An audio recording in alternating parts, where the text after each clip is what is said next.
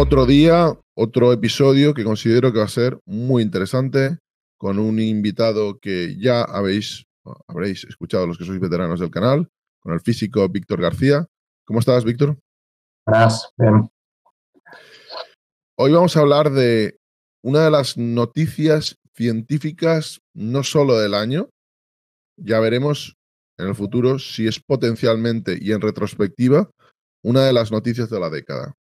Y es la nota de prensa, más posteriormente la rueda de prensa, de científicos del Departamento de Energía de Estados Unidos, según la cual, según esta nota de prensa, por primera vez en la historia se ha producido una ganancia neta en un proceso de fusión nuclear que sea significativa. Se calcula que alrededor de un 50% de energía neta creada con este proceso.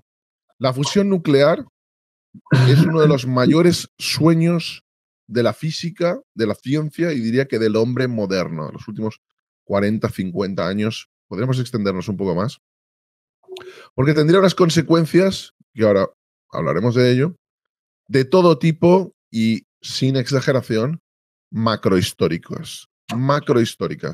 La fusión nuclear. Pero vamos a empezar directamente por el principio, Víctor. ¿Qué es la fusión nuclear? Bueno, a ver, la fusión nuclear es en el fondo lo contrario de lo que hemos estado haciendo. Bueno, las centrales de fisión dividían átomos, la fusión nuclear básicamente es unir átomos, o núcleos, mejor dicho, núcleos atómicos. Lo que pasa es que, lógicamente, no son los mismos núcleos. Mientras que en la fisión dividimos los núcleos muy pesados, que son los, a partir del... Hay un gráfico que ya sí que es luego lo más sabemos, que es el mítico gráfico este que da la energía que da, digamos, el punto máximo de estabilidad de un núcleo, que es el hierro, el pico del hierro. El hierro es el átomo que es más estable, por así decirlo, y por eso las estrellas, digamos, cuando llegan al hierro ya no pueden mantener su reacción y colapsan, ¿no? Las que llegan al hierro, ¿no? Porque ya no da energía. Ya fusionar más allá del hierro no aporta energía. Y de la misma manera, fisionar por debajo del hierro tampoco aporta energía, ¿no? Entonces, los átomos pesados son los que nosotros fisionamos y en el caso de la fusión son los átomos ligeros. Cuanto más pesados, típicamente, más energía obtenemos en la fisión y viceversa. Cuanto más ligeros son los núcleos, más energía obtenemos con la fusión. Por tanto, el hidrógeno, que es sería así, el átomo más ligero del universo, ¿no? Es el que más energía neta nos da para hacer la fusión. Y es donde nos centramos a la hora de intentar resolver el problema, ¿no? Es decir, intentamos fusionar hidrógeno básicamente, ¿no? Luego entramos en el detalle, ¿no? De isótopos y esas cosas si se hace falta, ¿no? Pero, claro, el hidrógeno que tiene de bueno, que es muy abundante también, en principio, ¿no? Es súper abundante y, por tanto, no tendríamos problemas, en principio, de materia prima, que es la otra cosa, ¿no? Que siempre se habla, porque en la fisión, al final, te tienes que ir al uranio y el uranio o al torio, en el caso de que se lograra, que aún no se ha logrado, pero bueno, sería el otro. Y estos elementos, bueno, son más o menos abundantes, pero tienen sus límites, ¿no? Y su escasez y no es fácil, ¿no? De gestionar, aparte de, bueno, de su radioactividad, etcétera, que todos conocemos, etcétera, ¿no? ¿Cómo se hizo este experimento de fusión nuclear que acabó creando esta energía neta? ¿Cómo se hizo, básicamente? Sí, a ver, el experimento básicamente, o sea, para lograr la fusión hay varios enfoques, ¿no? Y en el NIF, el laboratorio este de, sí, como has dicho, del National Ignition, ¿no? Facility o algo así, ya no me acuerdo cómo, creo que es algo así, pues básicamente usa el enfoque del confinamiento inercial por láser. En realidad son 192 láseres enfocados en un mismo punto donde está una partícula de combustible que sería de unos 10 miligramos, no muy pequeñita. Una cápsula de combustible sería la manera de llamarlo. Y que eso es donde está el combustible de fusión. Y todos esos láseres enfocados lo comprimen lo suficiente como para que se llegue al estado de ignición, ¿no? Por así decirlo. Y entonces, ese es un poco el fundamento. Ahora bien, claro, sí que me gustaría decir que este laboratorio no fue realmente diseñado para hacer un prototipo de reactor de fusión. Y esta es un poco también una debilidad, que luego lo comentaré. Es decir, fue diseñado para hacer experimentos de fusión, eso sí, pero para desarrollar armas termonucleares. O sea, para mejorar el desarrollo de las armas. Para desarrollar armas nucleares. Sí, sería más bien, sí, para experimentar con ellas, porque hay que recordar que las pruebas atómicas de superficie bueno, las pruebas atómicas nucleares de superficie y enterradas han sido prohibidas por los tratados entre los que se han adherido, básicamente. Ya sabemos que Corea del Norte y algún otro, pues a lo mejor, pues no están adheridos y hacen lo que quieran, pero los países que están en los tratados internacionales no pueden hacer pruebas. Entonces, la manera que tiene, sobre todo, principalmente, la que ha encontrado Estados Unidos para sortear esto, es hacer las pruebas en experimentos en laboratorios como el NIF o en superordenadores simulados también. Son las dos vías. Y con esas dos maneras, ellos van mejorando y siguen haciendo ciencia sin necesidad, ciencia de las bombas, por decirlo así, y avanzando sin necesidad de detonar ninguna bomba, claro. ¿Puedes explicarnos un poco qué es este gráfico Sí. qué sí, exactamente este gráfico que estamos viendo en pantalla? Claro, bueno, Esta aquí especie de línea temporal con eh, una barra altísima al final. claro, claro. A ver, la fotografía es lo que es lo que he comentado antes de lo que es el NIP, ¿no? Ahí se ven bastantes, digamos, una especie de máquinas de prismas que van impactando sobre una especie de esferoide que veis en el color azul. Y ahí, en el centro de todo eso, debe estar colocado seguro el combustible y todos esos láseres que enfocan hacia él, ¿no? Bueno, eso sería un poco, es un aparejo de mil demonios y eso es muy grande porque esto solamente es la parte final, ¿no? Pero realmente el complejo es enorme, poco práctico, ¿no? Si pensamos que para fusionar una pequeña parte, ¿no? Pues hay que dedicar todo esto, ¿no? Pero bueno, O sea, entonces... perdona, esto es como una serie de láseres que están apuntando a esta parte azul central, que hay una Sí, especie de unidad de combustible y los láseres impactan, impactan, impactan. ¿Y qué es lo que intentan hacer? ¿Encenderlo, entre comillas? claro, dentro, o sea, el combustible de fusión estaría dentro de esta bola azul, Sí, ahí tiene que estar la partícula de sí. combustible pequeña que he dicho, ¿no? Es decir, y efectivamente lo tienen que comprimir. Realmente la fusión en las estrellas es también, podríamos decir hasta cierto punto, es también inercial, porque en las estrellas es por la masa de la gravedad, es decir, la gravedad es la que compacta. Nosotros no tenemos gravedad y estos tíos lo hacen con un láser, bueno, con los 200 láseres estos que tienen. ¿Vale? Sí. Y con una partícula obviamente muy pequeña, claro, no con la masa enorme que lo hace el Sol, pero que es el mismo, un principio parecido, ¿no? Si tú compactas mucho la masa, al final puedes llegar a fusionarla, ¿no? Es decir, bueno, masa de elementos como el hidrógeno en este caso. Entonces, ellos lo que pasa es que efectivamente ellos llevan haciendo experimentos desde hace ya bastantes años, como veis en el gráfico.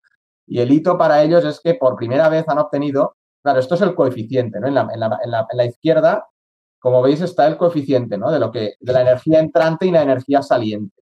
O sea, lo Y que estamos efectivamente, viendo es que era constantemente la energía estaba por debajo de 1, con lo sí. cual no estaban creando energía, era un sumidero de energía estos experimentos. No iban a ningún sitio. Ahora seré un poco de aguafiestas y verás que también siguen siendo un sumidero. Pero bueno, Bueno, esto, pero bueno, vamos a. pues vamos a explicarlo porque esto es muy importante. Sé que es algo básico, pero es que esto es como si tú vas a ir al supermercado a comprarte, no sé, a comprarte 1 kilo de arroz porque quieres alimentarte durante una semana, porque lo necesitas y quieres tener energía, por ejemplo, 5.000 calorías. Pero ¿qué pasa si tienes que ir corriendo al supermercado, vives muy lejos y en lugar de 5.000 calorías que vas a obtener, vas a quemar 7.000 corriendo? Pues que eso energéticamente no es rentable, ¿no? Esto tampoco, ¿no? Veíamos que estaba por debajo de 1, es decir, que yo meto bueno, entiendo que es así, ¿no? Meto una unidad de energía y saco 0,3, con lo cual eso no puede funcionar. Claro, a ver, aquí lo que ellos miren, claro, su coeficiente, ¿cuál es? Su coeficiente es la energía que entra del láser, Ujú. del láser con la energía que se obtiene de la fusión que generan en la partícula, en la cápsula de combustible, ¿no? Pero claro, es que, bueno, efectivamente, por fin han conseguido el hito. Como veis, yo siempre digo, esto es un gran avance para el NIF, un minúsculo de avance para la humanidad. Esta es un poco la frase que yo acuñaría. ¿Por Es un qué? gran avance para, ¿Por qué dices que es un pequeño avance para la humanidad y un gran avance para el NIF? para el NIF es evidente, ¿no? Es decir, ellos ya van haciendo experimentos para lograr esas mejoras de rendimiento y, hombre, es evidente que han logrado, si eso es verdad, una mejora notable respecto a lo que estaban haciendo. Pero, pero para la humanidad, realmente, ¿por qué es minúsculo? Claro, uno diría, bueno, pero se ha logrado el Q mayor que 1, pero es que esto tiene trampa, porque claro, esto es respecto a cómo lo miden ellos, pero la realidad es que para generar electricidad tienes que contar la energía que tú necesitas para generar el láser, y ahí es donde está el problema. Y venían aquí los comentarios, he oído que comentan el artículo de Francis Villatoro. Lo recomiendo, es un artículo muy claro y muy resume muchas de las cosas que vamos a comentar. Y efectivamente, eh, lo que pasa es que para generar ese láser ahora mismo tiene un 1% de eficiencia, es decir, estamos gastando como 300 megajulios para hacer ese láser, para obtener 3 megajulios de láser. Bueno, o 2 y pico megajulios de láser, claro. Luego sí, es verdad que con esos 2 megajulios obtenemos 3 y pico, ¿no? Creo que las cifras eran, a ver que las tengo aquí, eran 2,05 megajulios del láser de entrada, nos dan 3,15 megajulios térmicos de la, digamos, fusión del combustible. Pero claro, esos 2,05 megajulios han necesitado 300 de electricidad. Y aquí está la locura. Claro, esto es una Q real. Una cosa es la Q, la Q del experimento, y luego la Q real es muy, muy baja. Claro, es que A ver si lo he entendido, perdón, porque quiero estar seguro de que lo entiendo yo y lo entiende todo el mundo. Lo que estás diciendo es que, en el fondo, la energía neta creada no es positiva porque si contabilizáramos la energía necesaria para los láseres, no estaríamos en el más 50%, estaríamos en el, no sé, en el menos Mira, 700%. el Q este que ves ahí, el Q real, Sí, que aquí aparece como 1,4, creo, sí. casi. El Q real sería de unos 0,01. Ridículo. Wow, o sea, sería, hay que meter 100 unidades o 1000 para conseguir una. Claro, o sea, seguiría sin tener ninguna, o sea, no tenía Pero rendimiento. perdón, perdón, pero la comparación sería algo así como: he abierto una tienda para, bueno, una tienda de un restaurante. Vamos a hablar de un restaurante. Hemos abierto un restaurante y el funcionamiento del restaurante nos hace gastar, por ejemplo, 10.000 euros al año y recaudamos 20.000. Y podemos decir, bueno, hemos tenido 10.000 euros de beneficio. Sí, pero es que comprar el edificio del restaurante nos ha costado 2 millones de euros. Y la amortización de esa compra es muchísimo mayor, el gasto de la devolución de ese préstamo, que el beneficio que tenemos.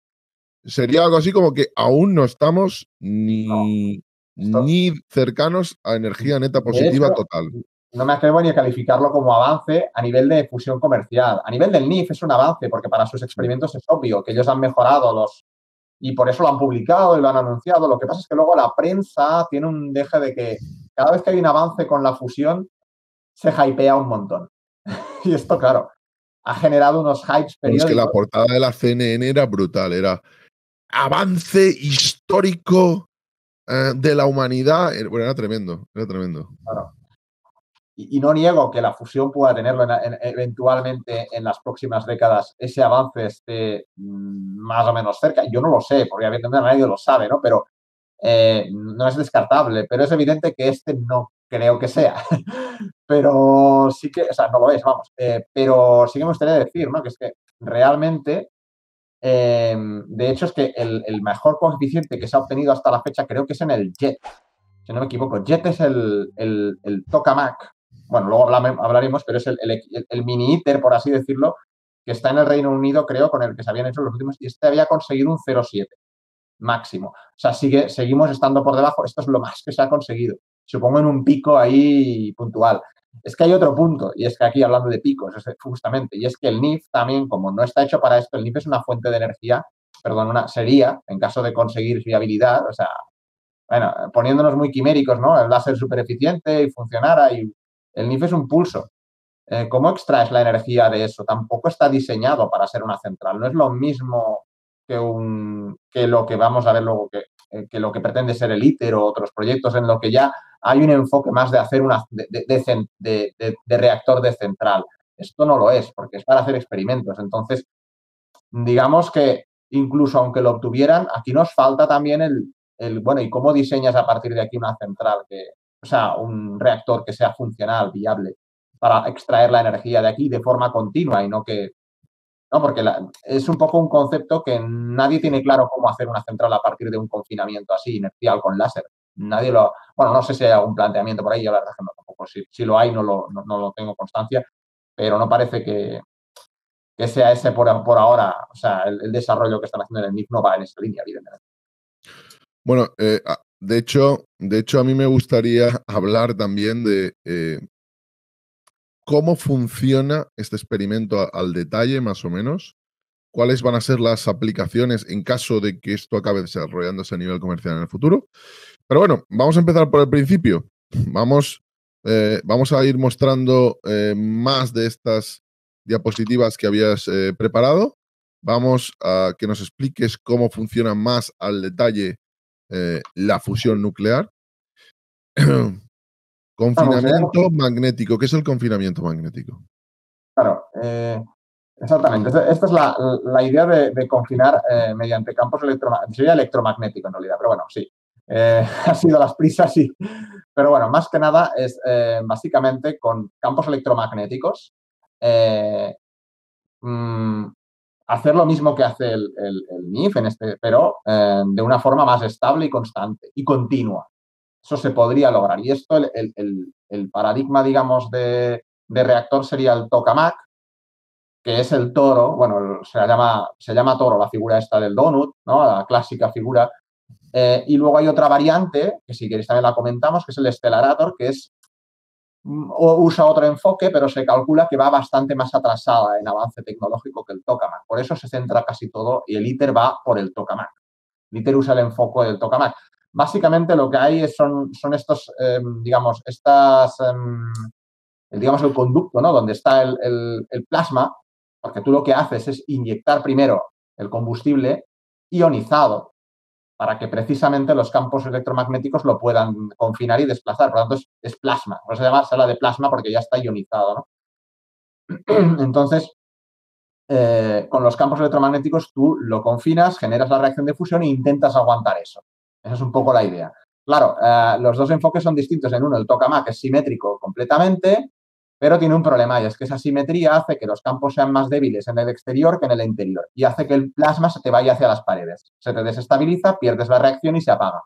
Mientras que el Stellarator, la idea es que intentan hacer que haya una torsión que hace que, digamos, por estructura, es estructuralmente deforme, ¿no? Por así decirlo, de tal manera que con la estructura hace que los campos, o sea, como diría, que unas veces esté más fuerte en el interior y otras en el exterior, y entonces el plasma nunca llega o la idea es que el plasma no se desvía, no deriva hacia la pared.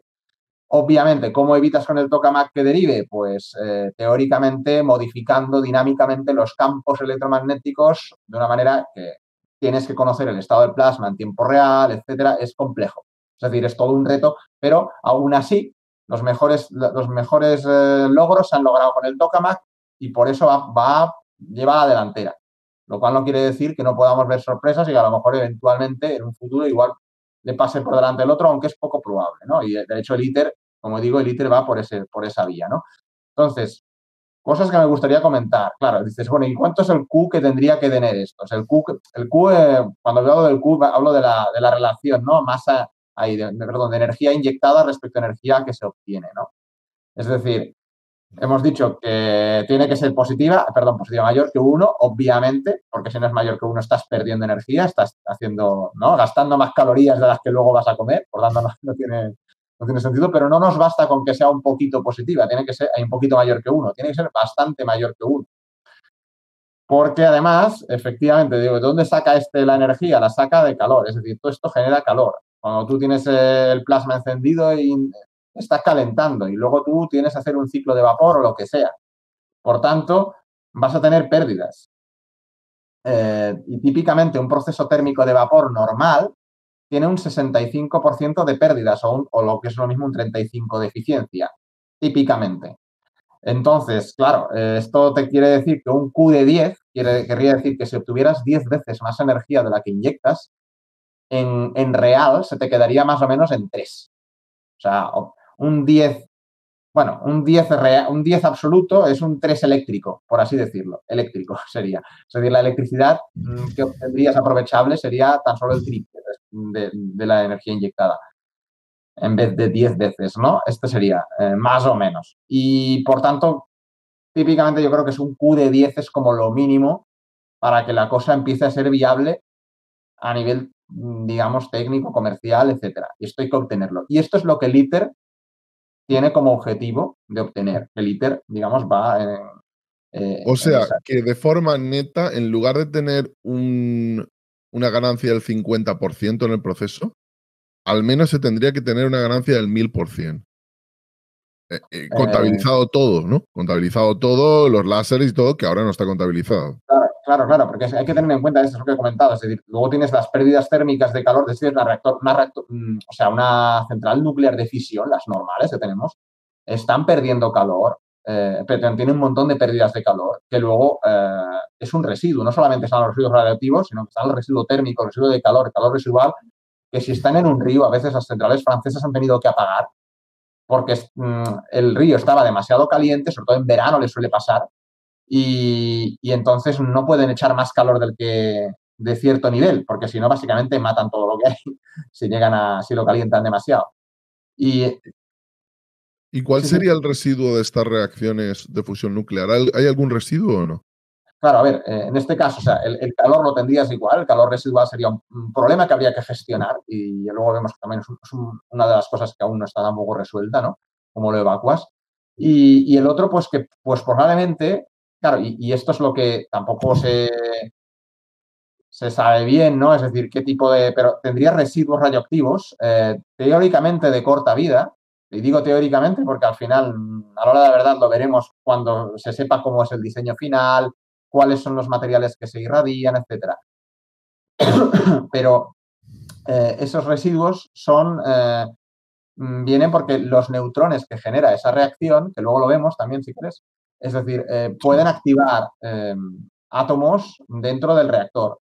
Y por hecho, una vez enciendes ese reactor, luego tú ya no es conveniente que entres dentro. Es decir, los operarios van a entrar dentro antes, ¿no? Estarán dentro antes trabajando y dejándolo a punto, pero una vez empiecen las operaciones no es conveniente, ¿no? Porque, claro, aquello queda un poquito activado, ¿no? Y lógicamente, pues ahora, si son de corta vida todos los isótopos, la idea es que en vez de milenios, pues a lo mejor en 10, 20 años tengas aquello más o menos que ya se puede desmantelar, ¿no? Si fuera el caso, ¿no? Y sin residuos, ¿no? Digamos que es menos teóricamente, digo teóricamente porque es sobre el papel y al final hay que ver porque no sabemos cuál será el diseño final de un reactor funcional comercial. Aún no se sabe porque es lo que se tiene que y a lo mejor lo digo porque muchas veces se prometen muchas cosas y luego no acaban de ser, ¿no? Y a lo Pero mejor luego. perdón, Mm, cuál es la mayor dificultad? Porque este tipo de procesos se dan en el centro de las estrellas, que son los hornos de la vida del universo. ¿Y por qué eso no se puede imitar o no es tan fácil imitar? ¿O qué es lo que se busca? Imitarlo, pero lo que falla, ¿qué es? ¿La gravedad? ¿Cuál es el problema? sí, esa es una buena pregunta. En las estrellas, efectivamente, la gravedad no la tienes aquí, pero en las estrellas ellos tienen la gravedad y lógicamente con eso pueden compactar una masa enorme. Tienen una gravedad y una masa enorme. Claro, la masa enorme te da muchísimas partículas que pueden fusionar. Y tienes una ventaja. Y es que, como tienes tanta masa, no necesitas llegar a la temperatura teórica de ignición. Te basta con menos porque hay un principio que se llama efecto túnel, que es un principio cuántico que hace que a veces las partículas pueden romper una barrera sin necesidad de llegar a la energía necesaria para hacerlo. Claro, esto es un poco esotérico. A ver, ¿me puedes explicar eso? Sí, no lo he puesto en las diapositivas, no había previsto pero realmente el tema es que cuando dos átomos vamos a decirlo, ¿no? Como dos, ¿vale? Un protón y un protón pueden unirse y formar un deuterio, por ejemplo, que sería un protón y un neutrón. Digamos, esos protones se van a unir. Hay una fuerza repulsiva muy elevada, porque son cargas iguales, ¿vale? Y cuanto más se acercan, más elevada es esa fuerza. Entonces, ¿qué pasa? Que para romper eso necesitas elevar la temperatura, y aquí es lo que le pasa un poco al ITER y a todos los proyectos que se hacen aquí, como a 100, 200 millones de grados. 100 millones, pero el núcleo del 100, Sol está... 200 millones de grados. Sí, en ese rango te tienes que mover. En cambio, en el Sol, en el núcleo del Sol, donde se produce la fusión, hay apenas unos 15 millones. Y dices, ¿cómo es posible, no? Bueno, porque al Sol no le hace falta tanto, porque resulta que por estadística, en la cuántica, hay una probabilidad de que algunos de estos, digamos, algunas de estas partículas salten esa barrera por efecto túnel, que es que se saltan eso. Es como si atraviesan la pared en vez de saltar. No necesitan la energía. Entonces, como son unas pocas, no son muchas, pero suficientes como para que sostengan toda la estrella y no colapse. O sea que por una cuestión estadística hay algunas algunas partículas, como hay tantas, que van a iniciar la reacción. Exacto. Con 15 millones de grados ya lo logra, ya se está encendido el Sol. Nosotros con 15 millones de grados no hemos ni empezado. Porque claro, tenemos poquitas partículas y aunque haya una que lo haga, da igual, no hace nada, ¿sabes? Entonces necesitamos llegar a 100 millones para que se enciendan todas las que tenemos. O sea, ¿Y cómo se alcanzan esos 100 millones? ¿Cómo se enciende? ¿Con estos láseres? ¿Es la concentración de los láseres? ¿Cuál es el mecanismo? Bueno, en verdad es que efectivamente es comprimirlo, ¿no? Y entonces, en un caso, en el láser estás comprimiendo de forma, como decía, inercialmente, se dice, es el término, digamos, técnico, y en el caso del tokamak se confina electromagnéticamente, así con los campos. Por eso has de ionizarlo, quitas primero los electrones del hidrógeno, por lo tanto tienes solamente protones y, bueno, núcleos, deuterones, protones y... En realidad tendrías, luego lo hablamos, tienes deuterio y tritio, pero bueno, luego hablamos de eso. Tienes los núcleos, digamos, desnudos, ionizados, y con esa temperatura logras que todos entren que puedan romper la barrera. Pero tienes que tener una temperatura muy elevada, que es mucho más elevada que en el Sol, porque si no, no la atraviesa. O sea, y esto es lo que se llama, en física hay un término, que es lo que... Disculpas que antes...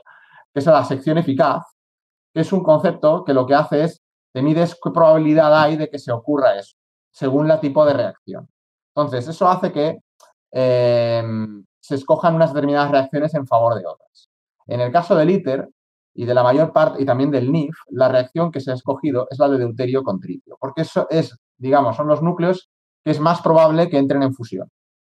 Son los que es más fácil que entren, con menos energía podemos. Entonces, si pones la diapositiva aquella, por ejemplo, lo podemos ver bien. Es decir, exactamente. En esta, veis los gráficos, cada línea obedece a una reacción de fusión diferente. ¿Vale? Cada línea es una diferente. Y la de deuterio-tritio, que es la azul, la línea azul, es la que tiene el máximo, el pico más elevado, y luego llega y con la temperatura más baja, exacto. O sea, en temperatura, el pico, nos interesa que el pico esté lo más a la izquierda posible y que sea lo más alto posible. Deuterio-tritio es la reacción más óptima para lograr eso. Pero tiene problemas, porque el problema es que es una reacción neutrónica, ¿no? Nos devuelve un neutrón y eso es lo que nos provocaba todos aquellos problemas que decíamos, ¿no? Nos debilita el reactor, nos lo va cascando porque los neutrones provocan que los átomos cambien y además nos irradia el reactor. Es un problema. Esto hace que teóricamente las reacciones interesantes son las aneutrónicas, ¿no? En un futuro si hay proyectos, hay startups, digamos que están explorando otras reacciones como sería la de deuterio-helio, helio 3, y la de protón-boro, por ejemplo. Son la línea roja y la línea naranja. El problema que tienen es que aún necesitan más temperatura, ¿no? Si ves aquí, la de deuterio-tritio con llegar a, sí, o sea, a lo mejor a 100 millones de grados ya está, pero las otras dos a lo mejor necesitas llegar a 200, 300 millones para lograr esas fusiones, ¿no? Es decir, o sea, que se enciendan. Pero esta es un poco la idea.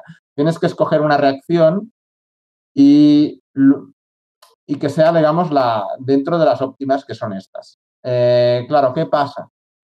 Que la de deuterio-tritio tienes varios problemas. Estos son, si quieres, te digo los retos, ¿no? Digamos que el ITER o, Sí, digamos, la fusión con sí, esto a sí, empezar. claro. ¿Qué retos hay para que esto funcione? Claro.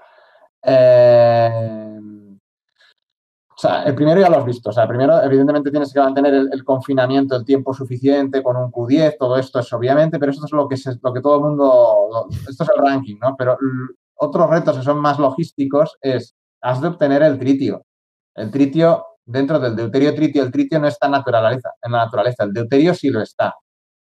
Y tú lo puedes sacar del agua normal, porque hay uno de cada no sé cuántos miles de átomos, pues de hidrógeno es deuterio. Pues ya está. Pero el tritio no existe, entonces lo tienes que generar. Hoy día lo generamos en los reactores de fisión normales. Ahí lo podemos obtener. Pero claro, no es lógico que tengas que tener una reacción de fisión, o sea, una central de fisión al lado para tener la central de fusión encendida, ¿no? Entonces, lo que se está especulando y trabajando es con hacer las reacciones reproductoras, que son esas dos que he puesto ahí, que básicamente es jugar con el litio para generar más tritio. Y la idea es que el reactor se genere su propio tritio. Y entonces, pues ya lo tendrías, ¿no? Y además aprovecharía e intentarías evitar que esos neutrones dañaran la carcasa del reactor, etcétera. Bueno, que esa es otra, el daño que provocan los neutrones, porque los neutrones te van cambiando los átomos. Tú tienes un átomo de hierro y ese átomo de hierro adhiere a un neutrón y transmuta a otro átomo. Y esto a la larga genera grietas, debilidad estructural y roturas. Y por tanto es un desgaste estructural del reactor básicamente por el bombardeo continuo de neutrones rápidos.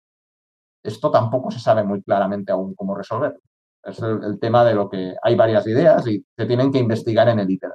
No es fácil, como ves, son muchos problemas, ¿eh? Y todo eso encima hacerlo con un coste económicamente viable, porque claro, esta es la otra, la variable económica. Claro, es que si no es rentable para el uso civil, nunca se va a aplicar. Claro, porque no es solamente, o sea, de hecho podría, Rentable económica y energéticamente, las dos claro, ha de cosas. serlo energéticamente, primero de todo, fundamentalmente, Sí, si no, energéticamente no hay primero, energía. claro. Pero luego económicamente lo digo porque si tú pones el gráfico aquel del ELCOE, que es el precio de las energías que hay ahora, la energía de fusión, ¿con qué se va a encontrar? Si lo pones un momento, Un segundo. es un gráfico bastante, bueno, Lo vamos, cualquiera puede lo vamos, lo vamos a colocar aquí ahora sí. y lo podéis ver. Sí, estas son las diferentes tecnologías, las principales que hay ahora y sus costes, ¿no?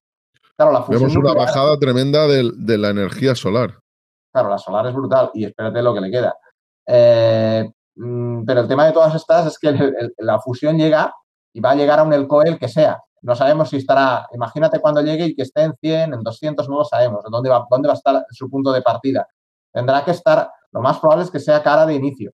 Entonces, lo normal es que esa tecnología tenga que estar subvencionada durante un tiempo por los estados, porque no va a arrancar sola. Ninguna empresa privada podrá por sí sola hacerlo rentable cuando tengas otras tecnologías más baratas. Esto es lo que les pasaba, de hecho, a las renovables. Cuando tú miras la solar hace como 15, 20 años, la ves en el punto ahí arriba, ahí la solar no era rentable. O sea, ninguna empresa privada por sí sola ponía paneles solares para hacer nada. Es decir, lo ponía porque había primas en Alemania, luego las hubo en España.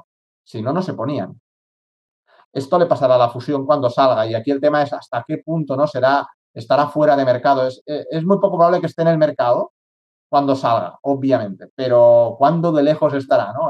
Pues también es otra incógnita, porque si es todo muy caro, muy complejo y muy costoso, pues igual la tienen algunos como una curiosidad técnica, pero tampoco acaba de... O sea, es una variable que muchas veces no se tiene en cuenta desde el punto de vista de los físicos. Nos obcecamos a lo mejor por resolver el problema técnico, pero luego la parte económica pues también es importante para que algo se popularice. De hecho, la prueba es la propia fisión nuclear, ¿no? Que no ha Está logrado... aumentando el coste. Mientras Claro, muchas otras energías bajan, baja el gas natural, sí. baja la solar, es tremendo. Está aumentando un 50%. A nuclear le pasó que, claro, como conforme ha ido teniendo, digamos, incidentes graves, esto ha hecho que se hayan mejorado medidas de seguridad, se haya implementado más seguridad, pero claro, esa seguridad no es gratis. Y los reactores ahora se hacen mucho más, sí, todo, o sea, mucho más seguros, etcétera, pero claro, con unos costes que a lo mejor no tenían los reactores cuando se hacían así un poco más a la ligera, sin mirar tantas tantas cosas, ¿no? Que lógicamente, pues, ahora pues se controla más todo. Y entonces, esta es una de las cosas, ¿no? Pero bueno, sí que sí que me gustaría comentarte, ¿no? Es decir, en este caso, evidentemente, el ITER intenta resolver la reacción de deuterio-tritio, pero sería muy interesante que se resolvieran reacciones aneutrónicas, que es lo que he comentado, reacciones que no tienen neutrones como residuo, porque esto nos permitiría, o sea, resolvería muchos problemas.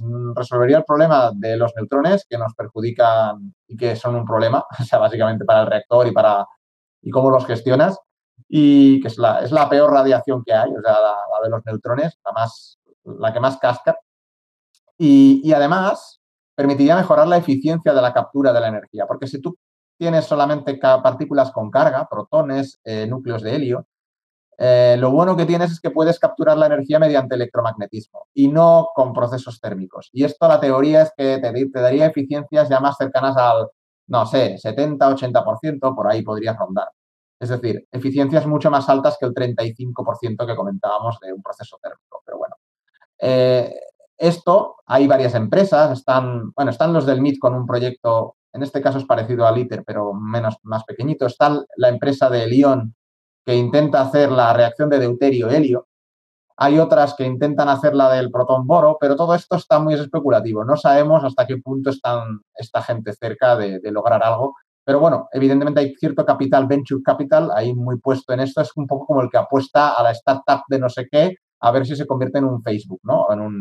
Pues es algo así, porque realmente te puede salir, lo normal es perder, es que esas empresas no lo logren, pero quién sabe, ¿no? Es evidentemente hay venture capital poniendo ciertas inversiones en ese tipo de empresas que están intentando enfoques distintos al del ITER, teóricamente yendo más rápido, porque no son proyectos tan grandes, digo más rápido a la hora de resolver las cuestiones y ver si validarlo o no, ¿no?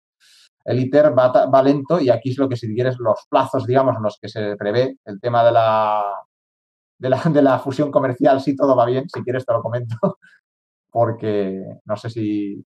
Me gustaría a ver, que nos Mm. explicaras cómo crees que sería el mundo si se generalizara la energía nuclear de fusión, no de fisión, que es la que tenemos, de fusión. Si en lugar de tener una energía mayormente en estos momentos fósil, gas, carbón, petróleo, la energía primaria del mundo fuera la fusión nuclear, ¿qué ocurriría?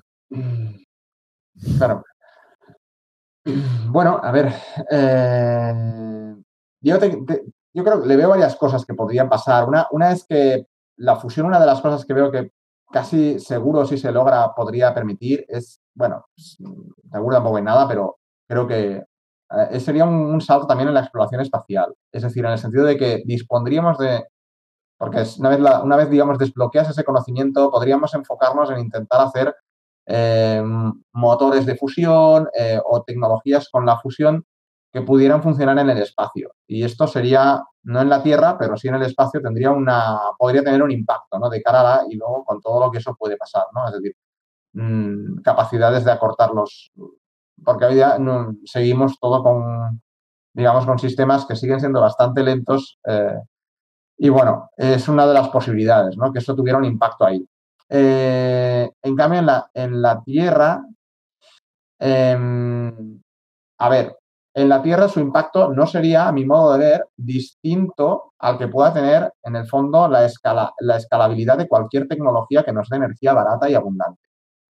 Es decir, tanto si lo lograsen las renovables, como si lo lograse la fusión, como si lo lograse también la fisión en su hipotético, que no es evidente que no lo, que no lo ha logrado, pero bueno, si hubiera una... Es decir, cualquier fuente que se nos dé abundante y barata, y que la pudiéramos tener muy abundante y además fuera llegar a ser barata, sí que produciría un cambio en cómo la sociedad administra la energía. Es decir, ahora nosotros estamos limitados también por el coste de la energía, pero hay cosas que no las hacemos por eso. Y te pongo ejemplos, no sé, igual no nos planteamos, no sé, ciertas metodologías de cultivos de alimentos que están empezando a proliferar precisamente gracias a varias... Te hablo, por ejemplo, de los cultivos verticales, ¿no? Iluminados 24 horas. Esto ya existe, es una cosa ya existe.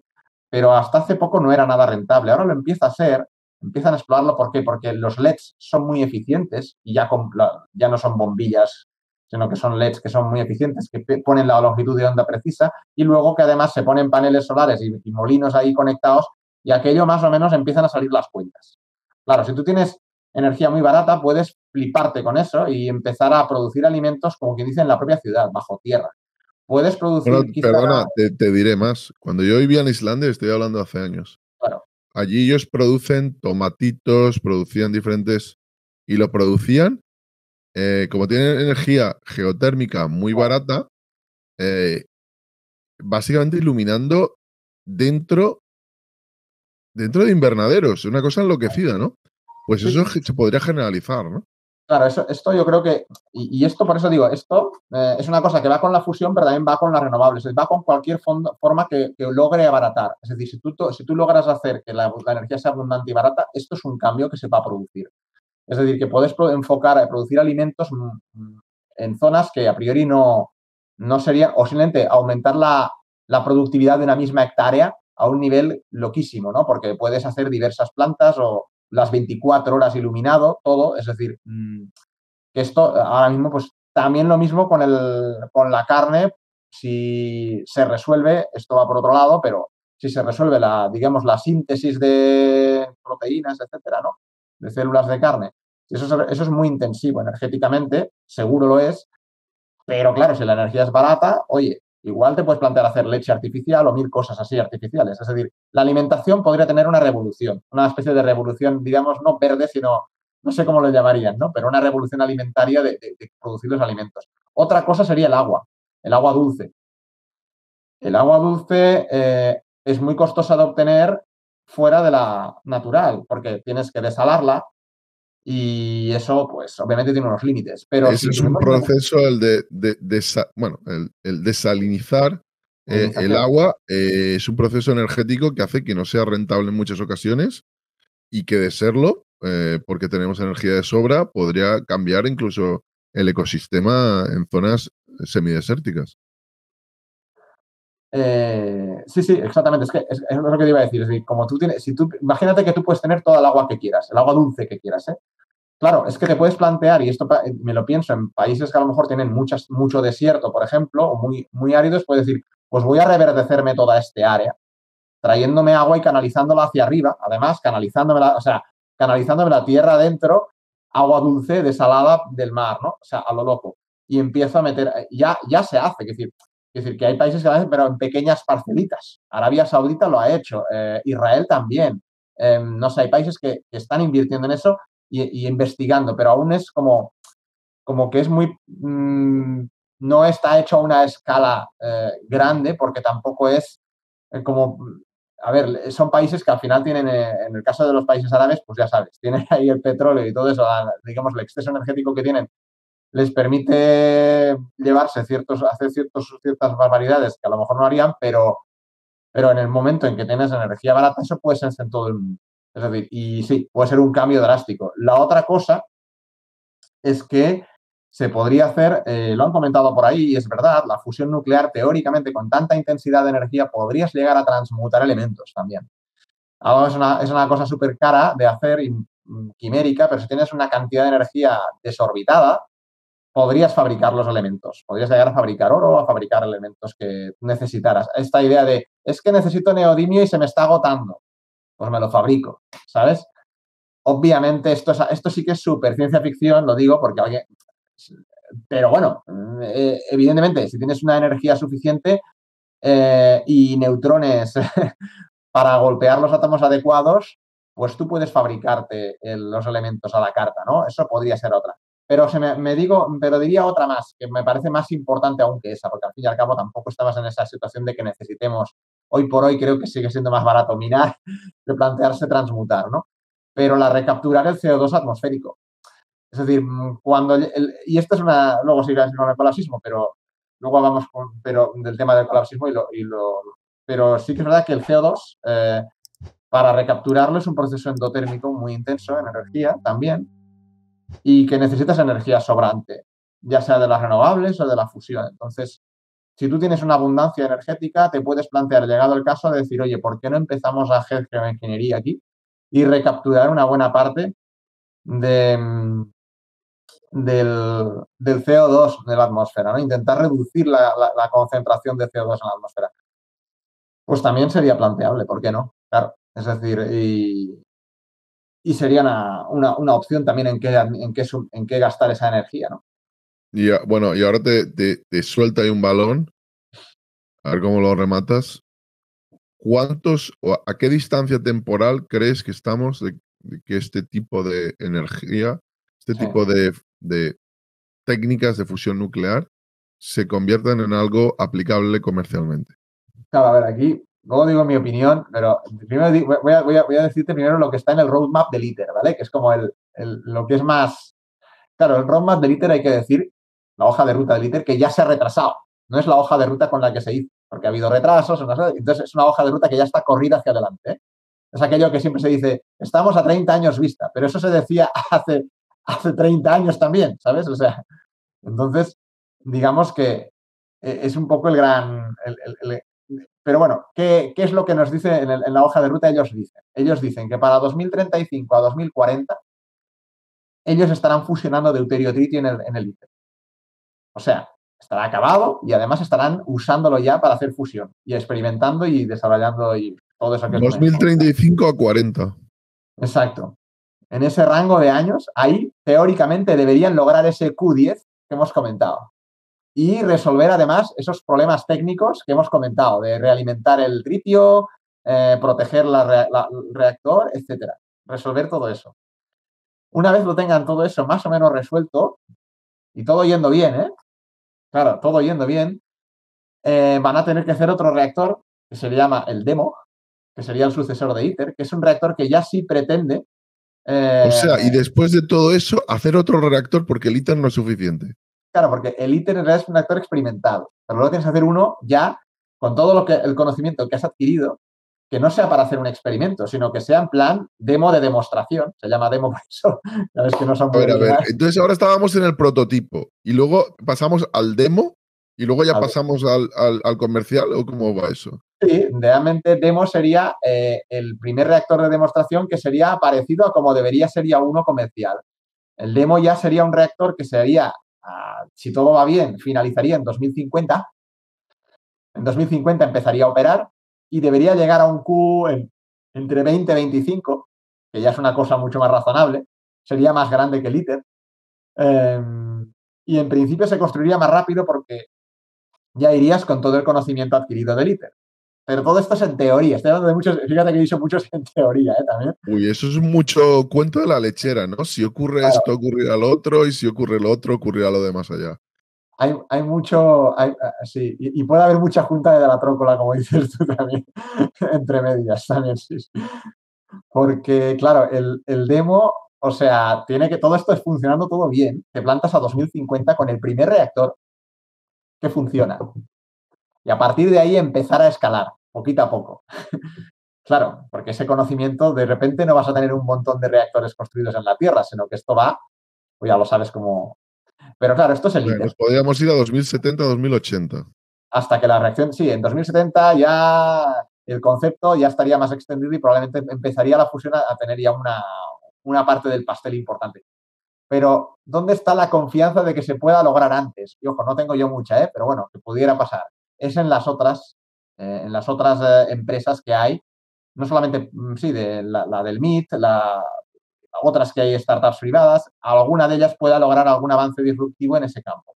Si eso pasara, ese concepto podría lograr algo antes que el ITER. Es la única posibilidad de que se logre antes. Pero el ITER no va a ir más deprisa que esos tiempos que te he dicho. Es muy poco probable. O sea, el ITER es un experimento pesado, está todo muy marcado. Es más, lo que le puede pasar al ITER es que aún se retrase más. Eso sí puede pasar, que haya más retrasos. Claro, Bueno, eso es llegando puntual el autobús. Si llega tarde, nos vamos al año 2100, 2120. Bueno, claro, yo soy de los que piensa que este siglo se va a conseguir. Pero claro, decir que este siglo se va a conseguir quiere decir que igual se consigue en 2080 o así. Estamos hablando de conseguir. Claro, bueno, eso es como decir, ya nos encontramos en el Corte Inglés. Ah, bueno, ¿en qué piso, en qué departamento? No, nos encontramos en el Corte Inglés. No, claro. Entonces, sí, realmente tampoco es una cosa que sirva de mucho. O sea, yo creo que se conseguirá este siglo, es mi especulación, pero que tal vez sea más bien hasta finales. Y efectivamente es como decir, bueno, largo me lo fías, ¿no? Igual ya ni estoy para validar esa. Eso es como, claro, ahora, que puede conseguirse antes, insisto, la posibilidad está en esos otros experimentos, ¿no? Bueno, o sea, desarrollos que podrían alguno, no, y no hablo del NIF, estoy hablando de los que van encarados a hacer reactores más, sí, puramente a lo comercial y a ver si logran resolver el problema desde otro enfoque distinto. Bueno, pues igual alguno de estos da la campanada. De momento, todo lo que son mucho PowerPoint, mucha historia, pero de momento no he visto nada, o sea, y no parece, digamos, que le plante cara al ITER por ahora. Pero bueno, eso no quiere decir que no nos puede sorprender dentro de 10 años o menos, algo podría pasar. Y bueno, aún así es lo mismo, la misma historia. Es decir, te plantas a lo mejor con un mínimo, viendo bien cualquiera de estos enfoques alternativos, te plantas en 2035 o así para tener el primero. Esto, si alguno da la campanada, ¿sabes? Si alguno de estos da la campanada, para 2035 tienes el primero. Pero siguiendo ese. Pero esto, ya te digo, es improbable y hay que ver a ver esto si tendría un impacto real en lo que es los objetivos de cero neto de la Agencia Internacional de la Energía, que dicen que para 2050 tiene que estar descarbonizado todo. Es lo que digamos, es el gran proyecto de la humanidad, ¿no? Descarbonizar para 2050. Hablamos de todo, energía, no electricidad solo. Claro, es poco probable, viendo esto, que la fusión tenga una contribución relevante, incluso descubriéndose antes para 2050, porque seguramente si se descubre antes igual se da muy a últimas y por tanto no tendrás prácticamente, su contribución será mínima. Así que la realidad es que para ese proyecto de descarbonización de 2050, o sea, para la descarbonización la fusión nuclear no llega a tiempo. Eso sería un poco, bajo mi punto de vista, muy poco probable que llegue a tiempo. Para hacer, digamos, tener un impacto significativo en el proceso de descarbonización. ¿Qué quiere decir? Que cuando empieza a salir el mundo o está descarbonizado o nos hemos ido a la mierda con el calentamiento, básicamente. Es un poquito la tesitura, ¿no? En la que creo que va a salir, pero bueno. Bueno, entonces ahora ya te tengo que preguntar te tengo que colocar entre la espada y la pared. A ver, como sabes muy bien, en España es relativamente potente el movimiento colapsista. Vamos, por razones energéticas, por razones ecológicas, sobre todo energéticas. ¿Cómo crees que impactaría la fusión nuclear a ello? ¿Qué impactaría? ¿Qué exactamente, perdón? ¿Cómo crees que podría impactar la fusión nuclear al colapso o no? ¿Desaparecería la noción de colapso? ¿Crees que iríamos al decrecimiento económico? Vale, el colapso, o sea, el colapsismo. Sí, a ver, efectivamente, claro, es que la fusión nuclear, sí que me gustaría decir, ¿no? La fusión nuclear ha sido como para el colapsismo, o digamos, que básicamente la idea fundamental del colapsismo es que no hay una alternativa viable a los fósiles. O sea, que cualquier alternativa es peor o no va a llegar a tiempo, ¿no? Entonces, la fusión es perfecta porque efectivamente, en ese sentido, en ese marco, digamos, del colapsista, la fusión encaja perfecto. Porque es efectivamente, como con todo lo que te he dicho, tú ves que dices, ostras, que si nos vamos para 2080 para el primer reactor igual o 2070, ahí no sé, porque se retrasa todo, es que mucho antes hemos petado de 1000 cosas, ¿no? O sea, el calentamiento se ha ido de madre, hemos agotado el petróleo, no sé. Habrían pasado muchísimas cosas antes, ¿no? De que llegase la... Si solo dependiera de la fusión, estamos jodidos. O sea, eso sí que lo diría clarísimo. Si todo si digamos, si la transición energética dependiese de la fusión, pues estamos en una tecnología que es, como se dice muchas veces, quimérica, ¿no? Es decir, bueno, ¿sabes? Es decir, puede llegar, pero no es técnicamente viable. Por tanto, desde el colapsismo siempre te dirán, bueno, si vendes que la fusión va a estar, en realidad eres un tecno-optimista, ¿no? Se diría, ¿no? Porque, bueno, porque eres muy optimista, ¿no? De que se va a desarrollar eso. Y claro, efectivamente, sí. Cuando yo te he dicho que en 2035 igual hay algo, ahí estaría poniéndome en el plano súper optimista. No lo soy tanto, ¿sabes? Pero bueno, sería en plan, siendo el más tecno-optimista de todos, ¿sabes? Pues en 2035 tenemos el primer reactor de alguna empresa de estas, de ni se sabe, ¿sabes? Pero bueno, es poco probable.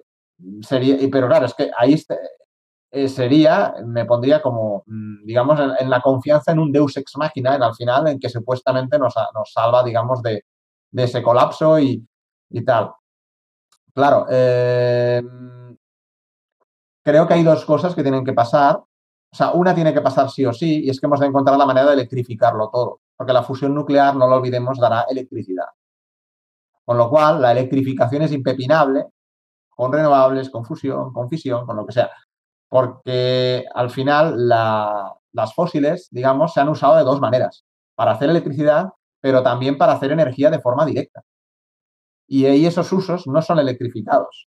Hay que electrificarlos, de forma directa o indirecta, ¿no? Pero ya me entiendes, tienen que depender de la electricidad para que podamos descarbonizar del todo, ¿no? Y claro, ahí es donde está, digamos, yo creo, el colapsismo, digamos, que yo creo que ellos lo que básicamente afirman es eso no va a ser posible hacerlo en el tiempo que necesitamos, etcétera, ¿no? Si es por la fusión, evidentemente es poco probable. Y eso tiene razón. La suerte es que efectivamente, y es donde esto daría para otros programas y otras cosas, ¿no? Es que sí que las otras tecnologías, como hemos visto, la eólica, la solar y el almacenamiento con baterías y otras tecnologías, está avanzando rápido. Estas tecnologías sí están avanzando y sí son técnicamente viables. Entonces, estas son las tecnologías que tienen que, por así decirnos, entre comillas, salvarnos del colapso y salvarnos del calentamiento no nos van a salvar mucho porque ya lo tenemos y lo que nos vamos a comer nos lo vamos a comer, pero sí evitar que se haga más grave, ¿no? Sería el concepto, ¿no? Estas son las tecnologías en las que básicamente uno confiaría ahora, no porque la fusión, pues está bien, digamos que se sigan investigando y se siga adelante con el ITER y con lo que tenga que, pero es poco probable, ¿no? Que entre en juego a tiempo. Y de hecho, y esto es un poco, yo creo que es el gran debate entre colapsistas y no colapsistas, creo, es que los que se mantienen en la postura colapsista creo que siguen manteniendo la postura de que sigue sin haber alternativa, mientras que hay ya cada vez más gente que piensa, pues sí que la hay ya. Es decir, ya la tenemos, una alternativa que no es tan sofisticada como la fusión nuclear, pero que ya está aquí, ya funciona, ya es viable, ya es viable técnicamente. Y además económicamente también es rentable, como hemos visto, ¿no? Que es muy barata ya, son tecnologías baratas y van a ser lo más en el futuro. Sí. Entonces, esta yo creo que es la cuestión para mí, es que la fusión, esta es mi impresión, ¿eh? Sí, obviamente, espero no equivocarme, porque si me equivoco estamos jodidos también. Creo que la fusión para cuando llegue, realmente el problema de la descarbonización debería estar resuelto ya por las tecnologías renovables, etcétera. Porque es que si no lo está para entonces, realmente estaremos mal. O sea, y tiene que estarlo por esas tecnologías por las que estamos desplegando ahora.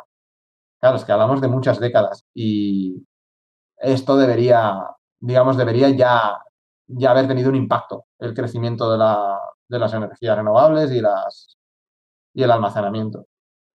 Pero, y tú sabes muy bien que desde el colapsismo se dice que para hacer la transición a las renovables, Uh-huh. se podría hacer la primera ronda, si es que hay materiales, pero Sí. no se podrían renovar. Es decir, no hay suficiente litio, no hay suficientes decenas de componentes como para instalar masivamente placas solares, electrificar coches, camiones, etcétera.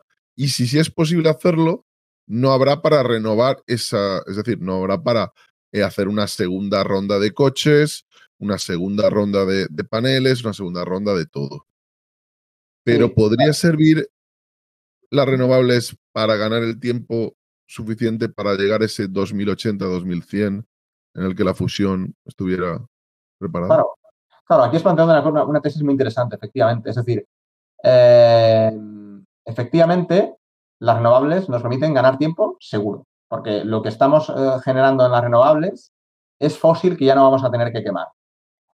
Entonces, todo lo que nos ralentice la quema de fósiles nos hace ganar tiempo, efectivamente. Si podemos acelerar esa ralentización, llegará a un punto en el que, bueno, podemos llegar a un nivel de descarbonización muy alto.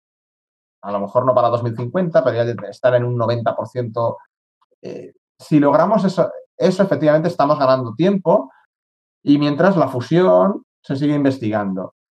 ¿Eso quiere decir que las renovables no podamos hacer otra segunda iteración? Yo ahí no lo tengo tan claro, pero a ver, todo, hay que tener en cuenta que todo te puedes plantear límites para cualquier cosa, ¿no? Porque en el fondo, eh, efectivamente, las renovables en algún punto eh, tienen el límite de desplegarse, tienen, es decir, pero hay que plantearse si son, digamos, realistas en nuestro corto plazo. Y yo creo que con las renovables, los cálculos que se han hecho, claro, hay que estimar que luego muchas de estas tecnologías se van a reciclar.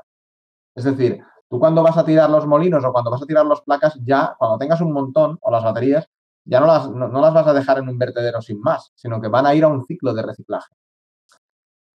Eh, entonces, además, como cada vez digamos, las placas de las generaciones posteriores consumen menos, son menos, quiero decir, gastan menos materiales, digamos, la cantidad de plata o de cobre que necesita una placa ahora es menos que la que necesitaba hace 10 años. Es uno de los motivos por los que han bajado de precio, ¿no? Entonces, todo esto, hombre, yo creo que nos puede alargar muchísimo el tiempo. Yo si tuviera que apostar, creo que las renovables, si somos capaces de desplegar las renovables para que nos cubran el grueso de la energía que ahora gastamos, y este es el reto, es decir, lograrlo, creo que una vez lo has logrado esto, tú ya tienes que el sistema se sostiene a sí mismo. Es decir, dices, es que el reciclaje cuesta energía, me da igual porque lo saco del viento y del sol. Es que todo lo que te cuesta energía, la minería cuesta más, es que cada vez has de cavar más hondo y cuesta más. Bueno, sí, pero tengo los molinos y tengo el sol ahí, energía eh, digamos, no gratis, pero muy barata para hacer lo que quiera, lo que necesite. Es que en el agua, porque el litio hay muchísimo, pero hay muchas fuentes de litio que son más costosas de extraer, porque necesitas más energía, por ejemplo, del propio agua de mar o de algunos salares como los de Bolivia, que ni se extrae aún porque no acaba de ser muy... Pero claro, estas reservas se pondrán en juego conforme... es un proceso que se retroalimenta, no sé si me explico. Cuando tú consigues bajar el coste de la energía, hay procesos que tú no te eran rentables antes, que luego los puedes hacer. Por tanto, tenemos más litio de lo que realmente eh, se viene a decir muchas veces. Los cálculos que se han estimado cuando se ha calculado, digamos, en plan, todo lo que se podría llegar a en la corteza terrestre, realmente accesible, digamos, el litio hay. Lo que pasa, pues, además es un elemento bastante común, no es de los más raros. Otros elementos que también pueden ser críticos, al final tampoco lo son tanto, porque además vamos a tener más tecnologías. Es decir, hace poco, por ejemplo, están saliendo las tecnologías de las baterías de sodio, se están desarrollando. Entonces, ¿eso quiere decir que vamos a depender solo del litio? No, vamos a tener más tecnologías. Y en el caso de almacenar, ya no solo para los vehículos, sino en las renovables, la energía, digamos, excedentaria de renovables, ahí la tecnología es para almacenar energía, no van a ser solo las baterías de litio.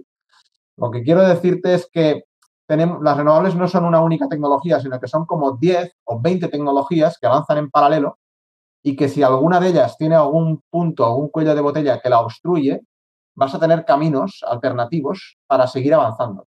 No es el carbón, que es solo el carbón, no hay otro, ¿no? No, aquí tienes las de litio, las de ferrofosfato, me explico, los aerogeneradores con neodimio y los que no usan neodimio. Los paneles solares solo de silicio y luego vas a desarrollar, se están haciendo ya, los que tienen con la perovskita en tándem, que van a llegar al 30%. Bueno, todos esos desarrollos se van haciendo y generan, digamos, un árbol de tecnologías bastante, que yo creo que esa diversidad es lo que hace más resiliente la transición, al menos hacia las renovables, a mi modo de ver.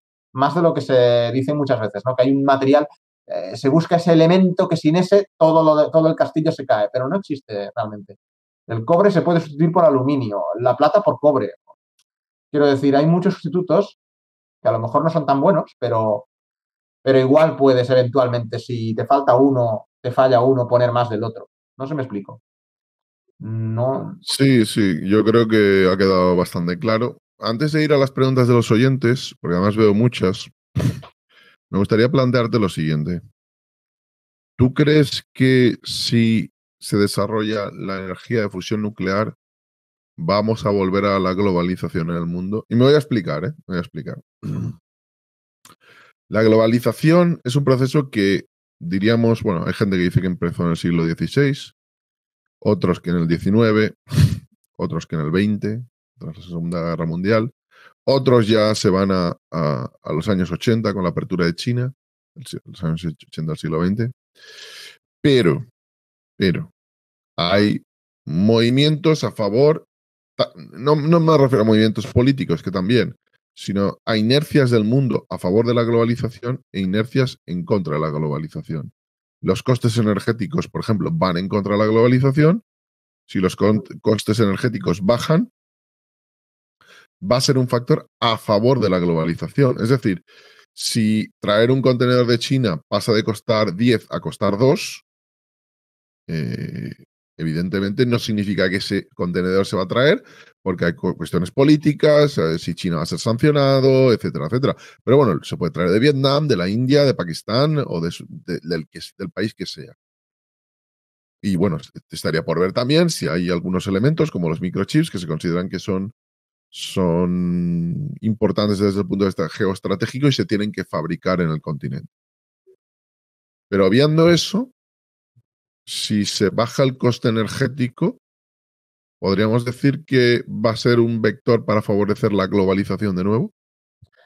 Claro, a ver, tampoco diría que la globalización ha desaparecido, ¿no? Simplemente, sin duda, desde el COVID, la globalización, por así decirlo, ha sufrido un impacto, ¿no? Es decir, desde el COVID y pues, continuando con la crisis del gas ruso, todo eso, digamos, obviamente, ¿no? Pero no es que la hayamos perdido, es decir, seguimos contrayéndonos un montón de cosas de China y digamos que se ha reducido un poquito. Yo creo que esa tendencia no va a ser, no va a continuar mucho más en el tiempo, es decir, porque al final, efectivamente, como tú has dicho, una de las cosas que produjo, que favoreció la globalización es que el transporte bajó de coste energético, porque los supercargueros esos enormes cada vez se hacían más grandes, no sé si te acordarás de aquel que atascó el canal de Suez. Fue brutal, que era enorme. Además, había Era uno dibujado de un los pene justo antes en su trayecto. Sí, y ese carguero, además, era uno de los más grandes, o sea, uno de esos de última generación, que son ya, que son enormes, ¿no? Claro, y así, esto es estos supercargueros son los que han posibilitado, ¿no? Que la carga sea digamos, el kilogramo, ¿no? El coste por kilogramo sea más bajo. Claro, si a eso le añades encima, que ahora encima el combustible será el metanol que van a fabricar las grandes navieras como Maersk, que están planeando ya fabricar ese metanol a partir de la energía solar y la eólica, supongo, ¿no? O sea, de renovables, básicamente. O sea, lo van a sintetizar y, y esto en el futuro sea más barato aún que el diésel que ahora deben consumir esos barcos, pues sí, claro, todo eso evidentemente aún lo abarata más, aún lo favorece más, ¿no? Es verdad lo que dices, ¿no? Que aún así hay cosas geoestratégicas que igual los estados van a querer, porque es que, claro, yo veo que, por ejemplo, la cadena de valor de la fotovoltaica se fue toda a China. Eso es un problema, porque si al final la De hecho, fotovoltaica... perdona, es una de las cosas que se han dicho que se tiene que acabar, Claro, que las baterías, la producción de elementos de energía renovables y los microchips, especialmente de última generación, eso claro. tienen que tener fábricas también en el continente, en Norteamérica, en Canadá, Estados Unidos y en Europa. A ver, es que la energía en realidad es la base de todo. Y de hecho, Europa, o sea, es una dependencia industrial, quede claro, no es energética realmente. Es decir, es industrial. Lo que pasa es que es industrial sobre la industria energética y al final, hombre, es aquello, ya que podemos ser independientes energéticamente, estaría bien que también nos seamos en esa industria, ¿no? Al menos tengamos la capacidad de decir, oye, que podamos hacer. Y yo creo que esto al final va a ir todo hacia ahí. ¿Por qué va a ir hacia ahí? Inevitablemente también. Por lo que te he comentado antes del reciclaje. Es decir, no va a tener ningún sentido coger y mandar los paneles usados a China, ¿sabes? Para que te los reciclen y luego vuelta a vuelta. Es decir, va a ser mejor cogerlos y reciclarlos en una planta que se alimenta con las propias renovables, que te los reciclas en casa y te los vuelves a poner en circulación. Por tanto, al final lo vas a tener que tener si quieres ser realmente eficiente y esto yo creo que estas tecnologías, tanto baterías como renovables, tienen que tener ese ciclo circular, ¿no? Tienen que tenerlo y por tanto, sí van a favorecer que se relocalice determinado tipo de industrias clave. Pero claro, eso significa que la globalización yo creo que es una parte del comercio estratégica que va, digamos, sí, a relocalizarse. No quiere decir que los chinos no sigan vendiendo paneles por todas partes, pero sí que nosotros tengamos ahí una cierta de industria que por lo menos nos ocupemos que al final es estratégico, ¿no? Es intentar hacer una poco, también vamos a tener que hacer un poquito de trampas seguramente en algún momento, ¿no? Si queremos realmente que nuestra industria, digamos, sobreviva, ¿no? Porque los chinos es difícil, ¿no? Que no lo puedan hacer más barato que nosotros siempre. Y al final eso va contra el libre comercio, ¿no? Pero esta es la cuestión. Los Estados Unidos no tienen ningún problema en cargarse el libre comercio para defender determinadas. O sea, digamos, decir, no, mis industrias estratégicas son estas y yo no lo voy a. No, las ayudo como quiero porque no me interesa que se arruinen. Pues esto es lo que tendremos que mantener nosotros, de alguna manera, mantener la cadena de valor de la eólica, que sí la tenemos, hasta cierto punto, porque nos falta lo de las tierras raras, pero bueno, también todo esto es un poquito que también podríamos producir tierras raras cerca. No se hace porque al final es muy cómodo, ¿no? Que las minas las hagan todas en China, que al final es como. Y porque es No sé, muy contaminante y los chinos no están respetando los estándares europeos, con lo cual pueden producir más barato. claro, al Los final es. trabajadores chinos que trabajan en esas minas, bueno, van a tener unos problemas de salud tremendos y Europa mira hacia otro lado, compra más barato. Y nada, que se apañen los chinos. Esa es la actitud.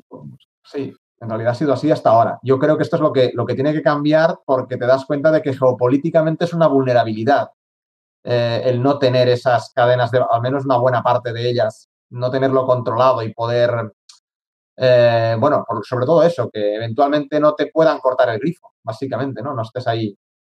Yo creo que eso es ya veremos, ¿no? Es decir, porque es lo que digo, por costes va a ser muy difícil superar a los chinos. Es que no sé, a corto plazo al menos lo veo.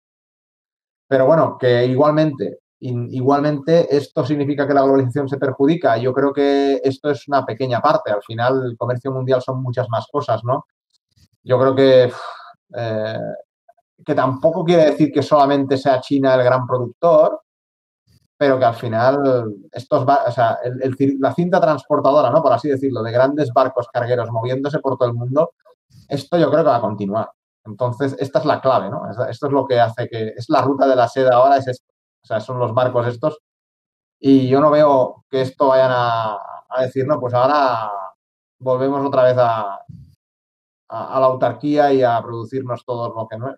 Tampoco tiene tanto sentido, ¿no? Porque quiero decir que sí, cosas estratégicas está bien, pero al final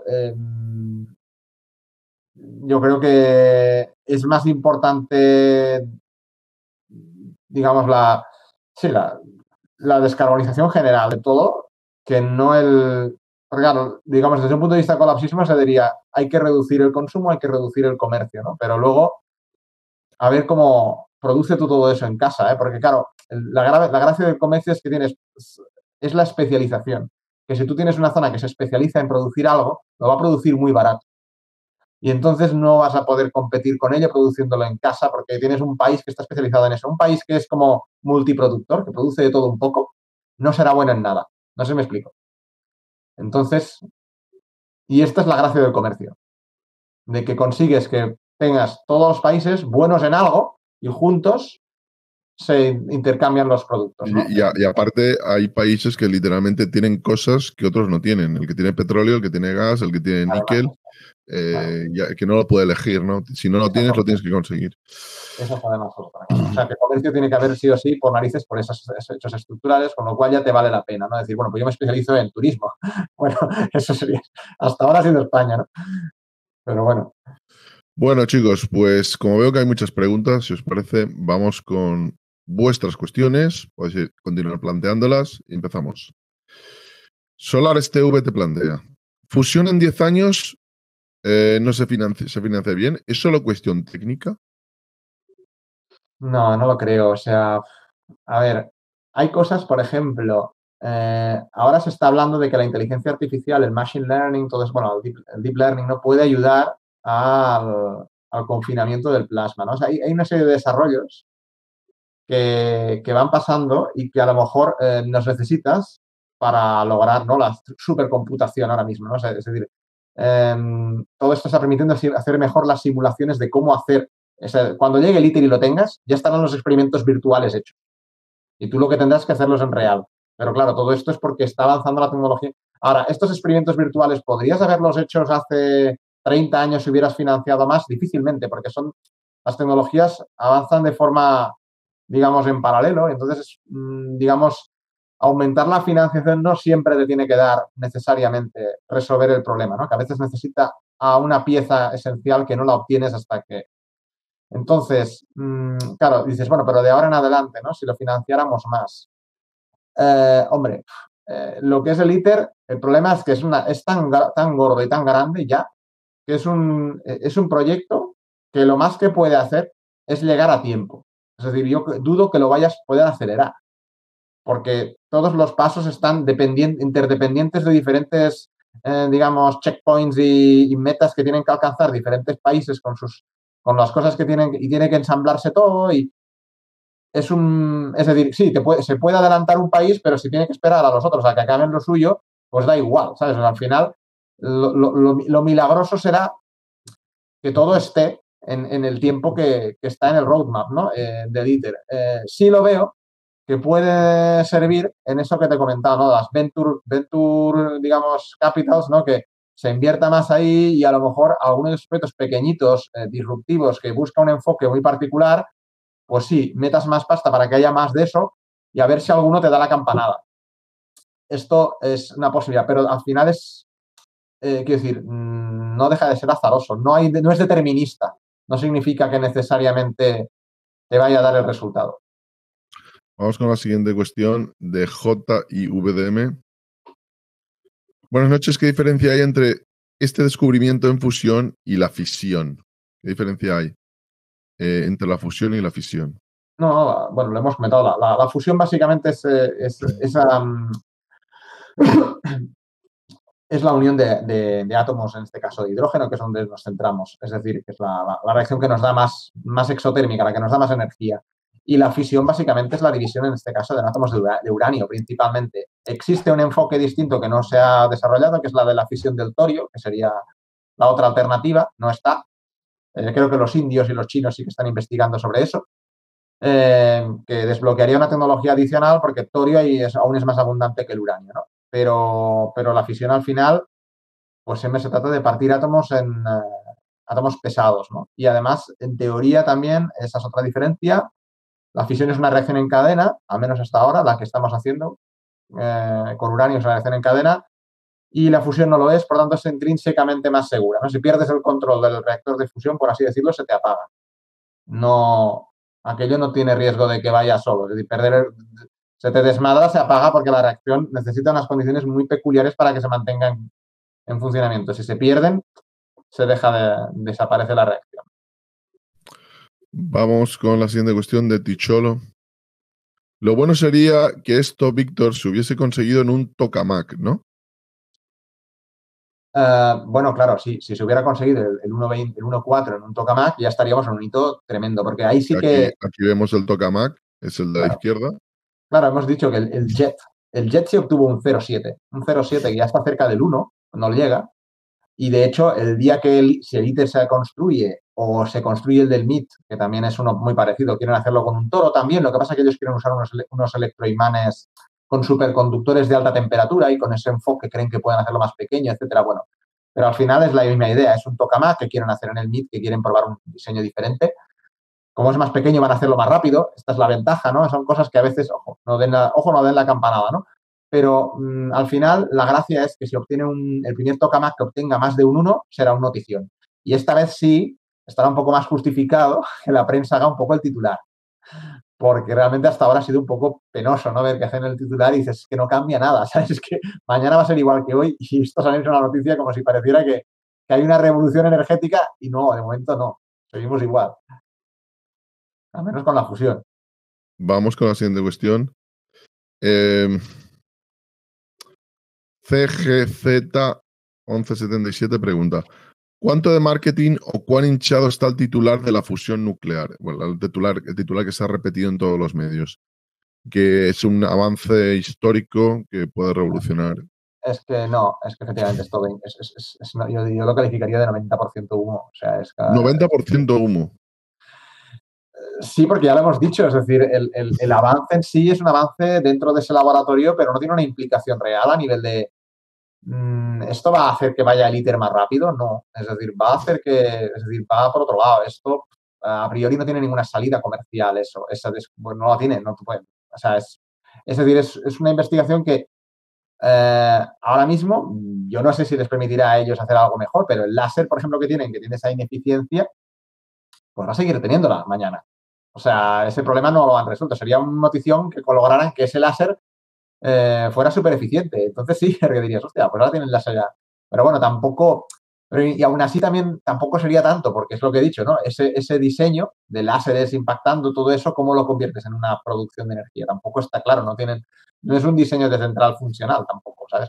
Entonces realmente lo que han desarrollado, mejor dicho, el hito que han conseguido, sencillamente, pues es un hito para ellos, para su laboratorio, pero que a nivel de sociedad, como sociedad, no nos cambia, nos seguimos igual donde estábamos. No ha avanzado mucho la fusión no ha dado ningún paso hacia de gigante, como sea, que creo que se ha querido magnificar demasiado. Pero bueno, eso ya sabemos, que a veces la prensa necesita noticiones y cualquier cosa sirve. Y con la vida extraterrestre pasa lo mismo, que parece que cada 2 por 3 encuentran vida extraterrestre. Ya no sé ni cuántas veces han encontrado vida extraterrestre, según la prensa. O sea, que hay diferentes hits, ¿no? De temas, ¿no? Topics, ¿no? Que son como que siempre. Vamos con la siguiente pregunta también de CGZ, que pregunta: ¿una nueva tecnología de fusión conllevaría también una mayor demanda energética de nuestros dispositivos, cambiando la escala de problemas en lugar de solucionarlo? Bueno, eso es casi de Jevons, ¿no?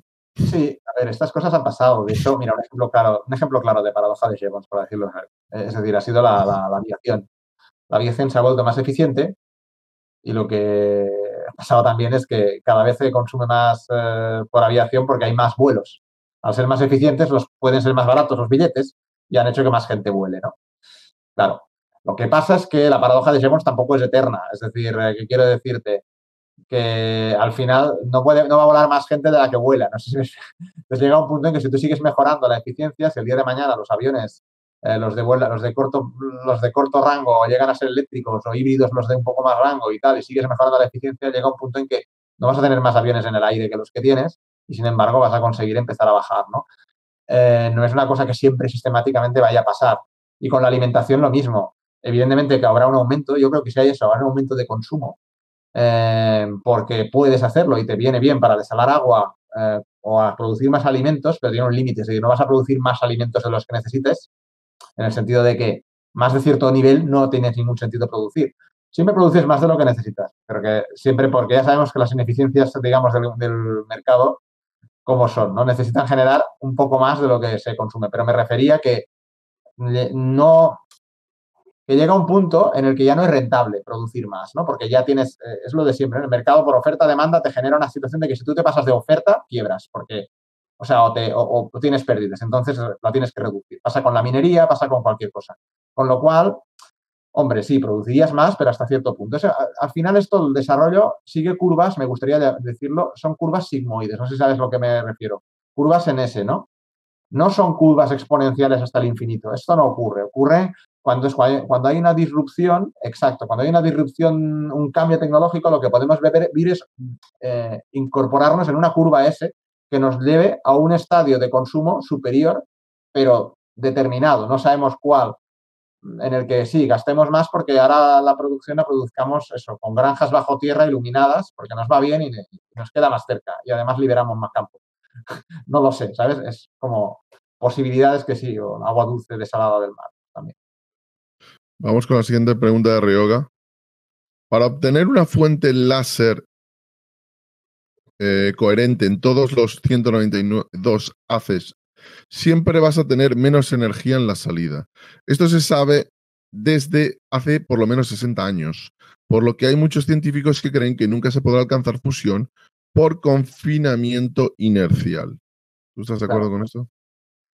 Es posible que, a ver, normalmente lo normal es que esos científicos hayan planteado la idea de que el láser, la eficiencia del láser, nunca va a lograrse mejorar tanto como para que, es lo que ya habéis visto que el Q era 0,01. ¿Qué fallaba aquí? La eficiencia del láser, ¿no? ¿Es mejorable esa eficiencia del láser? Pues yo no sé ninguna, o sea, no lo sé, ¿sabes? O sea, no, si me preguntas a mí en lo personal, no soy ingeniero de láseres, no tengo ni idea, ¿no?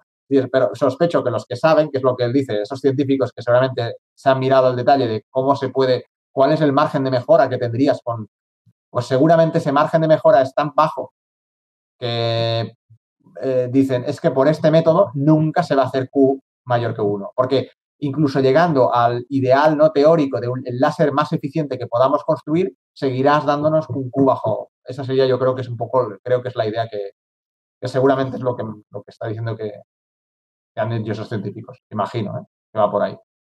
The Section 9 te dice, pero luego todo esto va a hacer girar una turbina. Claro, esto acaba como la práctica totalidad de las centrales que acaba con algo girando para producir Claro. electricidad. ¿O cómo? Esta es una buena pregunta porque lo he insinuado antes, pero no me he acabado. Efectivamente, las centrales que generan calor es lo primitivo. O sea, generas calor y tú luego tienes que girar una turbina de vapor a lo normal, o sea, a lo convencional de toda la vida para hacer la electricidad.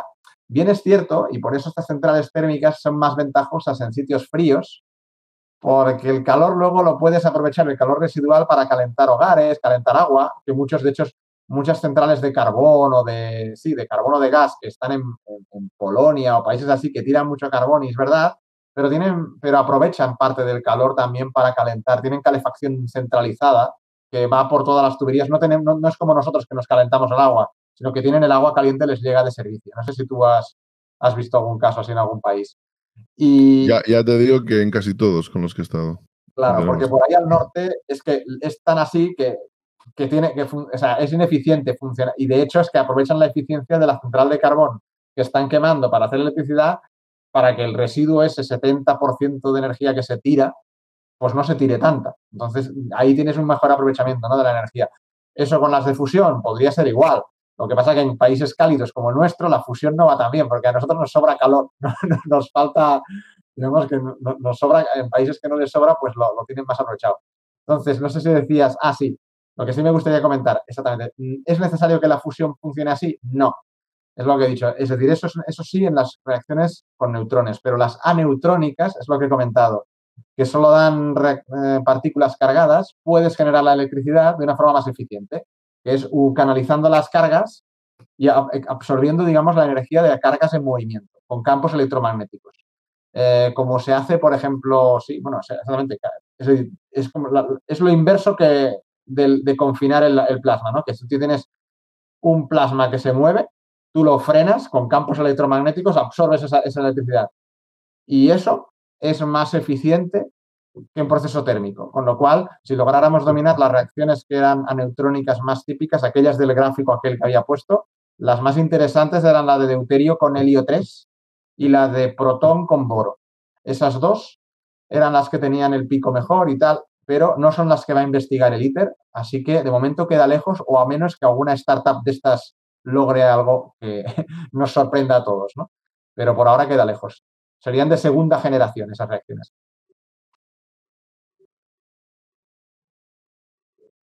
Perdón, que Manaves Dice, pregunta, ¿qué opinas de Víctor del tratamiento que se ha dado en la prensa española? Se ha llegado incluso a decir que se rompen los principios básicos creando energía de la nada. bueno, ya. Pues que en realidad la prensa, yo no sé en otros países, ¿eh? O sea, no tengo criterio para juzgar ahí si en otros países es igual de penas o no, pero aquí, al menos en España, yo lo que veo es que es muy, muy bajo el nivel, pero muy bajo a todo lo que afecta a ciencia. Y te hablo de, pues eso, cualquier cosa también. Cuando es un descubrimiento de astrofísica o de astronomía, ves también unas barbaridades que dicen. Entonces, es que es en la línea. O sea, y es lamentable, ¿no? Que no tengan ahí, que no sé, dices, ostras, no debe costar tanto, ¿no? Asesorarse un poco con alguien un poco que al menos no hace falta que vayan a buscar al más crack, simplemente alguien que les indique, que les mire el texto que han hecho y diga no, y les corrija las barbaridades. O sea, no sé, da la impresión de que hay un absoluto, o sea, me leo la cosa y entiendo lo entiendo como de pena y lo digo sin ninguna vergüenza, sin que lo haya revisado alguien que, ya te digo, es que no hace falta que sea un profesor catedrático, joder, no sé, me pueden coger un becario que esté formado en ciencias y que se lo mire, no sé. Eso es lamentable, o sea, realmente no hay palabras para. Vamos con la siguiente cuestión del Kerko. Víctor, si Musk se lo propusiera, ¿podría conseguir la función antes de morirse? ¿Cuántos años tiene? ¿52? No lo ¿Podría sé. conseguirla en 30 y pico años? Hombre, pero eso se pondría, o sea, yo que yo sepa, Musk no está metido ahora mismo ni no tiene ninguna. Bueno, y lleva solo la empresa de coches eléctricos más grande del mundo. Diría que incluso la empresa de coches más grande del mundo, la empresa de cohetes espaciales más grande del mundo, y ha comprado Twitter. No sé, ¿qué más? Ahora hay que, como le des más trabajo al hombre, además Yo no enloqueciendo sé, cada 2 por 3, peleándose en Twitter con la gente. no lo tomo de coña, yo no creo que, o sea, creo que está abarcando demasiado. De hecho, de Twitter, no sé si has visto que ha hecho la encuesta esa para retirarse. Yo Que yo creo que creo lo ha que ya. hecho a propósito para decir, es que me habéis dicho que me retirara. Exacto, exacto.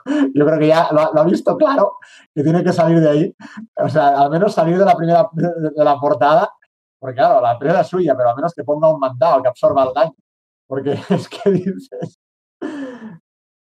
Es que En estaba fin, no. afectando la imagen, estaba cayendo el prestigio de la imagen de Tesla. Que una de las grandes cosas que tiene Tesla, al igual que tiene Apple o Ferrari, es la imagen de marca. Y se la estaba cargando con todas las tonterías que estaba haciendo en Twitter, porque el comprador de Tesla, evidentemente, si tú te gusta mucho un coche, pero tienes diciendo tonterías al presidente de la empresa en cada 2 por 3, evidentemente te va a cambiar la imagen que tienes de la compañía, ¿no? Un poco como cuando Trump, ¿no? Que también le decían que no tuiteara porque en su cuenta porque era presidente. Pero bueno, sí. Seguimos, Expleo dice, ¿el control de esa fuente de energía tan grande podría alterar el concepto de... Wow, esto es muy buena pregunta. Ah. ¿Podría alterar el concepto de geoestrategia? En mi opinión sí, ¿eh? Me voy a meter... Pero es que eso Pero los lugares importantes del mundo, como por ejemplo el Golfo Pérsico, cambiarían los lugares, perdón. claro, no, pero es que eso lo vamos a tener igual. O sea, lo vamos a tener igual con las renovables, ese cambio geoestratégico, porque, claro, la idea es que el cambio viene por salir del mundo fósil. El mundo fósil es un mundo en el que efectivamente tienes una serie de países que tienen la gran suerte, la potra, de que les ha tocado la lotería, que es tener ese recurso ahí. En el momento en que tú ya no dependas de esos recursos, el mundo no dependa de esos recursos y puedas, oye, esto es un cambio brutal a nivel geopolítico también. Y claro, efectivamente, de hecho, a ver, es que tú ves ahí que yo no sé si lo van a lograr o no, porque me da la impresión de que esto, pero bueno, si tú miras los planes en Arabia Saudita, Qatar, Emiratos de inversiones, muchos de ellos están siempre, o al menos es lo que dicen, ¿no? Con la vista puesta en que tienen que intentar diversificar su economía para lograr salir de esa dependencia, porque ellos saben, en el fondo todos lo saben, que a varias décadas vista, esa dependencia se acaba. O sea, no es que se acabe, o sea, el chollo, digamos, de que todos los países les tengan que comprar. Ellos ya ven por dónde va, no son tontos. Lo que pasa es que otra cosa es que consigan acabar eso. Digamos que el que lo mejor ha hecho es Noruega, claramente, siempre lo digo, porque Noruega, habiéndole tocado la lotería igual, ellos desde el primer minuto no, se pusieron a ahorrar. Se han hecho un fondo soberano de la puta hostia y ellos tienen el fondo de jubilación ya para todos los ciudadanos para varios siglos, ¿no? O sea, no sé cómo lo tienen, pero es la hostia. Vamos con la siguiente cuestión de Roberto. Pero en todo este periodo por delante, ¿no puede surgir nuevas tecnologías más viables que la fusión? Bueno, es que no sé si sería tecnologías dentro de la fusión o diferentes de la fusión, ¿no? Dentro de la fusión Eh, es lo que dije. O sea, bueno, si es sí, dentro de la fusión, claro, si es dentro de la fusión es lo que he comentado, que hay startups o hay algunas o están otros enfoques que están avanzando a su ritmo y que, bueno, alguno de ellos podría a lo mejor dar una campanada antes que el ITER. Pero o sea, sigue siendo algo improbable, pero pudiera pasar. Y si es tecnologías alternativas a la fusión, sí, eso está pasando. O sea, por fortuna está pasando, porque, yo qué sé, hace 20 años me preguntas esta misma pregunta y estoy en plan, pues ojalá llegue la fusión, porque es que, claro, hace 20 años, ¿has visto el gráfico de la solar, cómo estaba? La solar estaba ahí arriba. O sea, no existía como tecnología, digamos que fuera, sí, era una promesa, pero una promesa como podía ser la fusión. Era como si que me vendieras unas placas al precio de ahora, si dices hace 20 años a cualquiera que las placas van a estar solares a este precio, a estos costes, se ríe en tu cara y dice, jo, esto a lo mejor piensa, antes llega la fusión que eso, ¿no? O sea, que se veía improbable una cosa como la otra, no sé, no era como, nadie estaba, nadie tenía claro qué iba a pasar. Ahora sabemos que esto ha ocurrido, entonces sí, esas tecnologías están planteándose como una tecnología más viable a corto plazo, por supuesto. A largo plazo, igual es lo que dices tú, igual nos sirve para ganar tiempo y que tengamos otra cosa, ¿no? Pero también te digo, todos los molinos y placas que instalemos durarán lo que duren, o sea, pero una vez instalado no se van a quitar en plan de, ya tengo un reactor y ya puedo empezar a quitar. No, no, eso se queda ahí, da la energía hasta apurando a... O sea, las placas si tienen que durar 30 años y duran y pues lo que dure, ¿sabes? O sea, o 40 o no sé, van a... Esto es la gracia de esto es que nos dé energía, diría, ¿no? Entre comillas, gratis, no gratis, pero bueno, energía, digamos, del medio ambiente, todo lo que podamos. Cuanto más duren las placas, mejor. a ver, vamos con la siguiente cuestión de Park Merck. Para almacenar la energía, sea fusión o renovables, ¿es mejor baterías o hidrógeno? ¿Qué ventajas e inconvenientes tiene cada tecnología? Yo añadiría otra. El bombeo de agua, porque cuidado, es muy poco conocido, es muy simple. Mm. Y bueno, ¿puedes explicar las tres? Sí. A ver, el bombeo es de hecho, el bombeo es la que se está usando ahora mayoritariamente. O sea, si tú miras las tecnologías de almacenamiento que tienen los países, España mismo tiene bastantes bombeos y es la mayor parte del almacenamiento que tiene España es por bombeo. Y va a construir más, esperan doblarlo de aquí a 2030.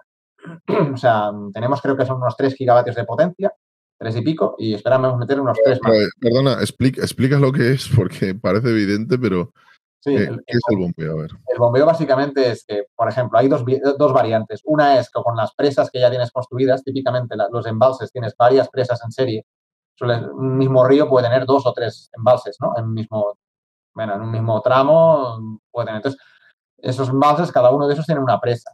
Tú puedes unir esas presas de forma reversible, de tal manera que de un embalse inferior envías el agua al embalse superior y, por tanto, eh, puedes turbinar en un sentido y luego bombear arriba otra vez la misma agua cuando tienes excedentes de otras tecnologías, ¿no?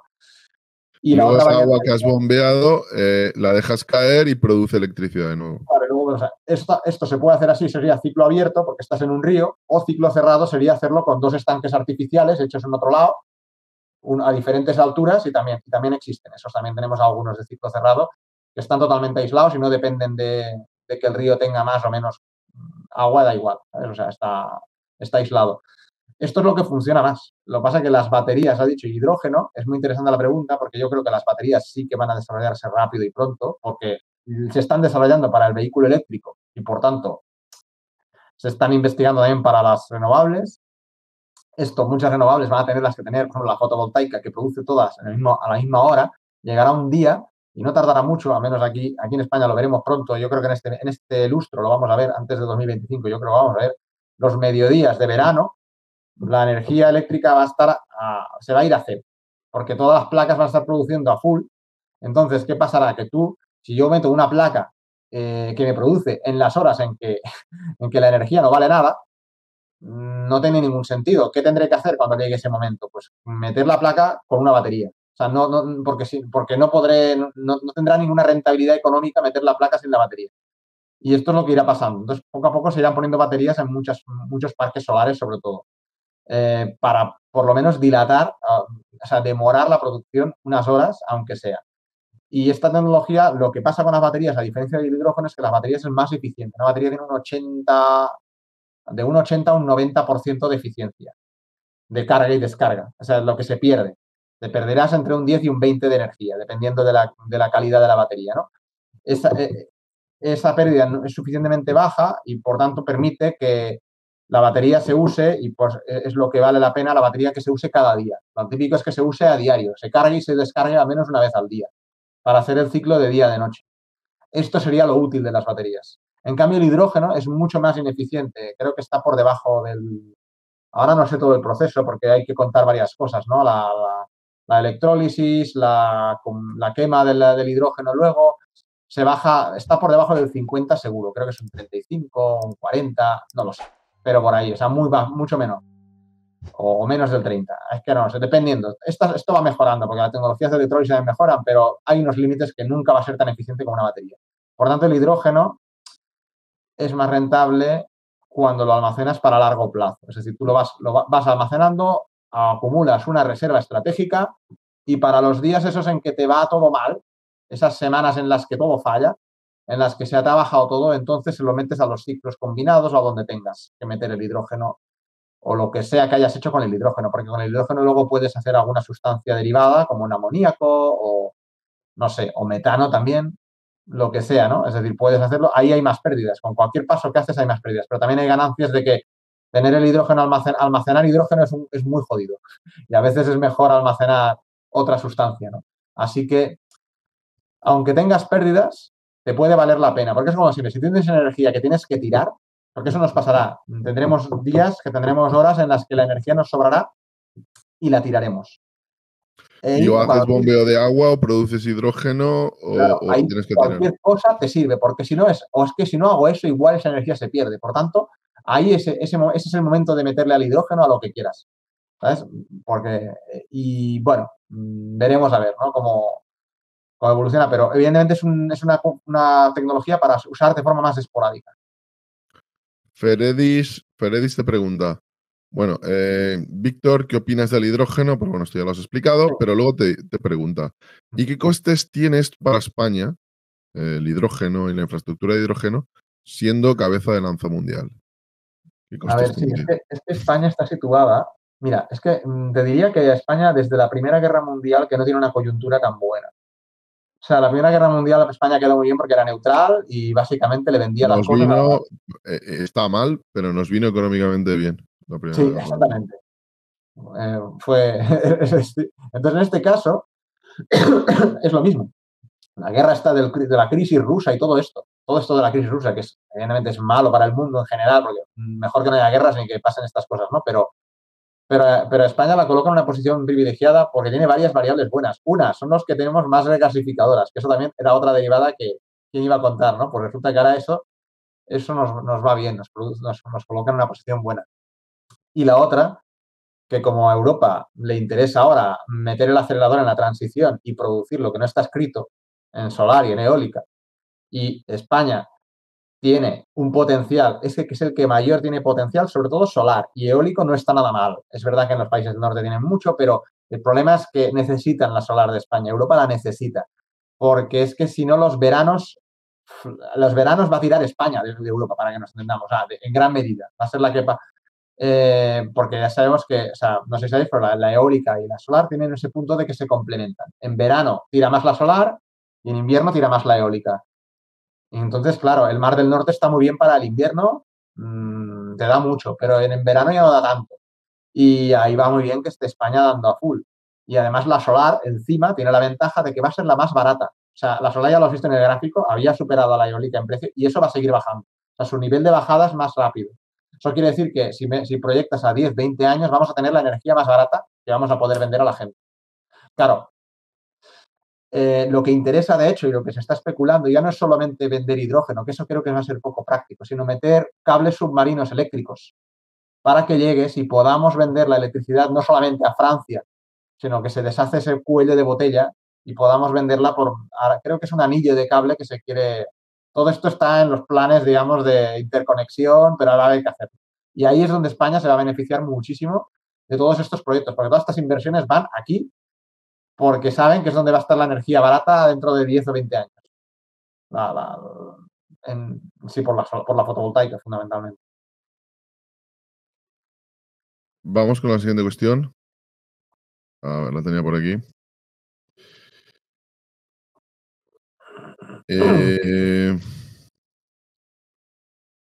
Te pregunta Odrak 1R. ¿Puede ser que Estados Unidos esté intentando engañar a China para que invierta en energía de fusión, usando la energía de fusión como usó la guerra de las galaxias para desgastar a la URSS? Ya. Bueno, aquí hay varias cosas. La primera es que es difícil que a Estados Unidos le desgaste, ¿no? Porque la URSS, a diferencia de Estados Unidos. Bueno, dice que para que desgaste a China, pues sea China la que acabe Vale, invirtiendo. no, es al revés, ¿no? Vale, perdón, lo había entendido al revés. Para que Estados Unidos use eso para que China se. Sí, mira lo que estoy avanzando. Investiga aquí, mete dinero aquí, pero yo no meto tanto porque es un señuelo. Ya. Bueno, yo creo que esto, a ver, es que la diferencia es que esto es muy transparente, o sea, todo el mundo puede ver es decir, lo que hemos visto, lo que hemos hablado nosotros de lo que se ha logrado, lo saben los chinos también. Los chinos saben lo mismo, que no es un avance significativo, que no les pone a los Estados Unidos ya al borde de tener la fusión, con lo cual están tan lejos hoy como ayer, en el fondo, en términos técnicos. Que sí, tienen ese aparato que les permite hacer pruebas, pero bueno, ¿sabes? Es en plan, eso es lo que quizá envidian los chinos, ¿no? El poder hacer esa experimentación para desarrollar armas nucleares, que los americanos sí pueden y los chinos probablemente aún no, aunque seguramente se estén acercando y tengan sus cosillas. Los americanos han invertido muchísimo para poder hacer pruebas nucleares sintéticas. Y esto es lo del NIF, es lo de hay algunos superordenadores que son dedicados solo a eso, o sea, para el ejército. Y hacen eso, simulaciones esto es lo que no tienen. Pero no les va a llevar, yo creo, una carrera de decir, uy, ya van la fusión a la vuelta de la esquina. ¿No? Yo creo que China en esto va a su. Y además ellos tienen muy claro el roadmap de energético. Ellos están investigando, están desarrollando las renovables a full, eso sí, porque saben que con eso ya han tomado la delantera, tanto en eólica como en solar prácticamente. Y a nivel nuclear están más mirando lo del torio, a ver si les suena la flauta y lo logran. Eso sí que lo están mirando. Y la fusión yo creo que participan en el ITER, creo que son uno de los países que participa en el ITER, así que yo creo que con eso ya más o menos hacen, o sea que tampoco, no creo que vayan a. Vamos con la siguiente cuestión de G. Trabanco. Pero los tendidos eléctricos serían capaces de soportar la carga de la demanda, es decir, ¿tendríamos que meter cables más gordos en las ciudades? ¿Es posible escalar mucho eso? Pero esto es lo que se venía diciendo también de la electrificación de los coches y de la electrificación de todo. ¿Tú cómo ves? ¿Aguantaría la red? A ver, para lo que son los coches, ya se ha calculado, se han hecho ya, o sea, hay sobrados trabajos hechos, ¿no? Obviamente, no es la primera vez que alguien se ha planteado eso, y lo cierto es que está viéndose que sí, que no va a haber problema. La propia red eléctrica lo anunció que ellos estaban bastante, pero sobre todo yo te diría, la prueba para mí más del 9 es el tema de Noruega, es el país que va más avanzado en electrificación de coches, y hay ya pruebas empíricas, o sea, empíricas en el que se está viendo cuánto aumenta el consumo, o sea, lo estás mirando ya sobre hechos consumados, ¿no? Sobre hechos respecto al aumento del share de uso de coche eléctrico, cuánto aumenta el consumo. Y con eso se estima que si toda Noruega estuviera con los coches electrificados, ya se ha más o menos estimado, el consumo eléctrico le aumentaría, no llegaría ni al 10%, un 9% se calculó. Salió la noticia hace no mucho. O sea, ya habían hecho los cálculos con lo de. Claro, un 9% más de electricidad, hombre, es significativo, pero no parece el fin del mundo, ¿no? Es decir, creo que es una cosa que, bueno, va a haber que afrontar, pero claro, en beneficio te quitas todo el petróleo, que es muchísimo. O sea, poder dejar de importar petróleo solo por el precio de meter un poco más de electricidad, un 9% más. Pero hay que decir eso, que los motores de combustión de los coches creo que son como un 30, un 25, entre un 25 y un 30 de eficiencia. O sea, es fatal la eficiencia de un motor de combustión. Es una cosa malísima. Vamos con la siguiente cuestión que plantea Lucius Magnánimo. Y por cierto, muchas gracias por la suscripción, Lucius. Dice, ¿Es posible que haya tecnologías de todo tipo en lo referente a energía ya inventadas, pero bajo secreto de patente? Bueno, esto es una de las...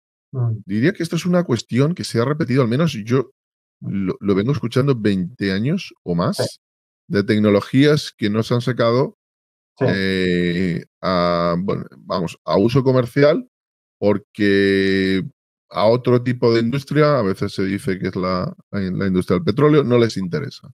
¿Tú qué opinas Sí. de esto? Tiene un punto de leyenda urbana y hay un punto de verdad. O sea, y te digo porque, o sea, el punto de leyenda urbana es que existe una tecnología milagrosa que alguien ha inventado y que nadie conoce. O sea, la ciencia es como en plan, pues oye, o sea, quiero decir que de normal está bastante claro, ¿no? Todo lo que se puede obtener, se puede hacer para obtener energía y un avance importante es difícil que pasara desapercibido. Yo lo considero y más hoy día es como que, o sea, claro, dices, sí, pero es que lo han desarrollado unos y lo tienen empatentado. No, es que si es un avance milagroso, es más, quien lo ha desarrollado se va a forrar con él. Entonces es una tontería que yo lo desarrollo y me lo guardo. O sea, no, con eso, si yo lo he desarrollado, yo tengo la patente, dice, sí, pero es que no ganaría tanto como... No me lo creo. Es decir, no me lo creo porque mientras estoy ganando con el petróleo, me pongo a vender esto otro también además y luego me transformo en la empresa que vende este producto. O sea, es como el que lo desarrolla es el que tiene más intereses bajo mi modo de ver, en venderlo y en comercializarlo y en hacer dinero con él. Con lo cual, no creo que haya tecnologías milagrosas ocultas. Ahora bien, sí que hay tecnologías conocidas, o las ha habido durante tiempo, a las que se ha puesto el freno. Y el ejemplo, por ejemplo, de la fotovoltaica, ¿no? Se sabía que costaba cara, ¿no? ¿Podrían los estados haber hecho todos como Alemania? Primar la fotovoltaica y a lo mejor acelerar 10 años su reducción de costes. Eso podría haberse hecho, creo. Creo que sí, porque al final mucha de la reducción viene por economía de escala.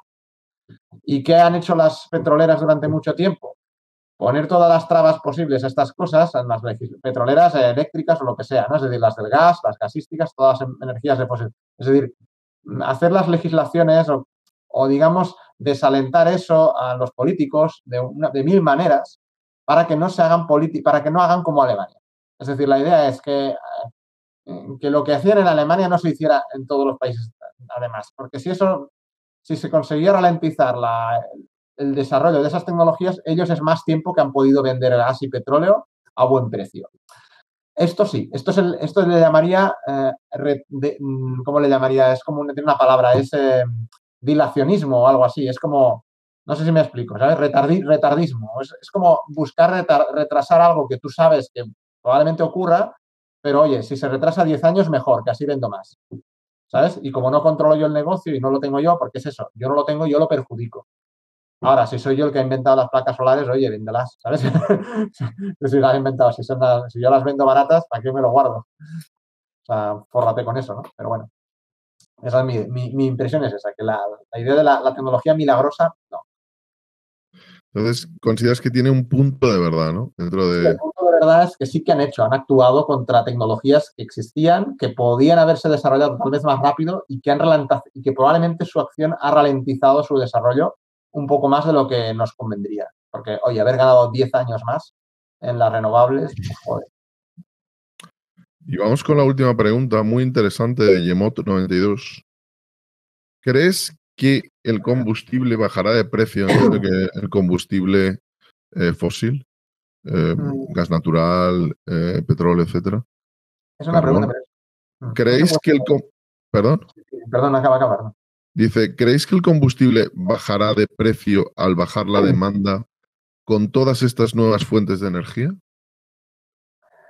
Claro, esa pregunta en realidad no tiene una fácil respuesta, porque en realidad, como bien sabemos, el precio no depende solo de la demanda, depende también de la oferta. Si baja mucho la demanda, ¿qué va a ocurrir?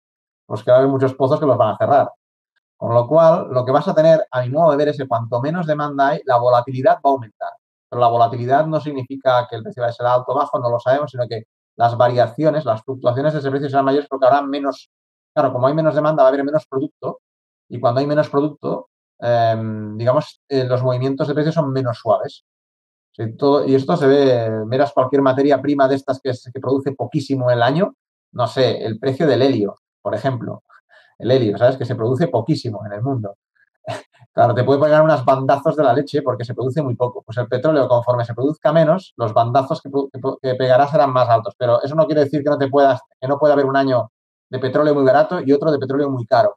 Va a depender de que, oye, si cierran de repente, claro, es que si mañana no sé, los libios y los iraquíes dejan de producir, por ejemplo, porque ya no les sale a cuenta, pues te quitas un montón de petróleo que de repente te sube el precio. Claro, no sé, estas cosas. Y esto generará más inestabilidad de precio y más alicientes para descarbonizarte, porque al final una de las cosas que nos gusta también, no solamente la geopolítica, es la dependencia del precio. Que tú no puedes, y es lo que nos ha pasado con Rusia también, bueno, con el gas ruso, perdón. Es que, claro, no solamente es el hecho de que, oye, que nos puede cortar el gas, no, es sobre todo también es que de repente en un año se te pone el gas a 200 y estaba el año pasado a 50, así no puedes estar en una economía tan dependiente de ese tipo de... Entonces, la volatilidad te invita a abandonar el producto también. Así que... Creo que ha sido una conversación muy interesante. Es un tema fascinante, el tema de la fusión nuclear, las consecuencias que puede tener en el mundo. Víctor García, físico, ¿algo que añadir? Bueno, yo creo que, o sea, lo único que diría es, probablemente la fusión no nos salvará de las desgracias que nos pueden venir a corto plazo. Esto lo veo estoy casi convencido. Por lo tanto, todas estas noticias de que la energía que nos va a salvar, puede que nos salve de algo, pero si nos salva de algo, será algo que tenga que ocurrir dentro de bastante tiempo. De los problemas que tenemos ahora, tenemos que resolverlo con las tecnologías que ya están funcionando ahora, porque si tenemos que esperar la fusión, es como largo me lo fías. O sea, no. Entonces, esta sería la cosa de que es contradicción de titulares que se han despegado.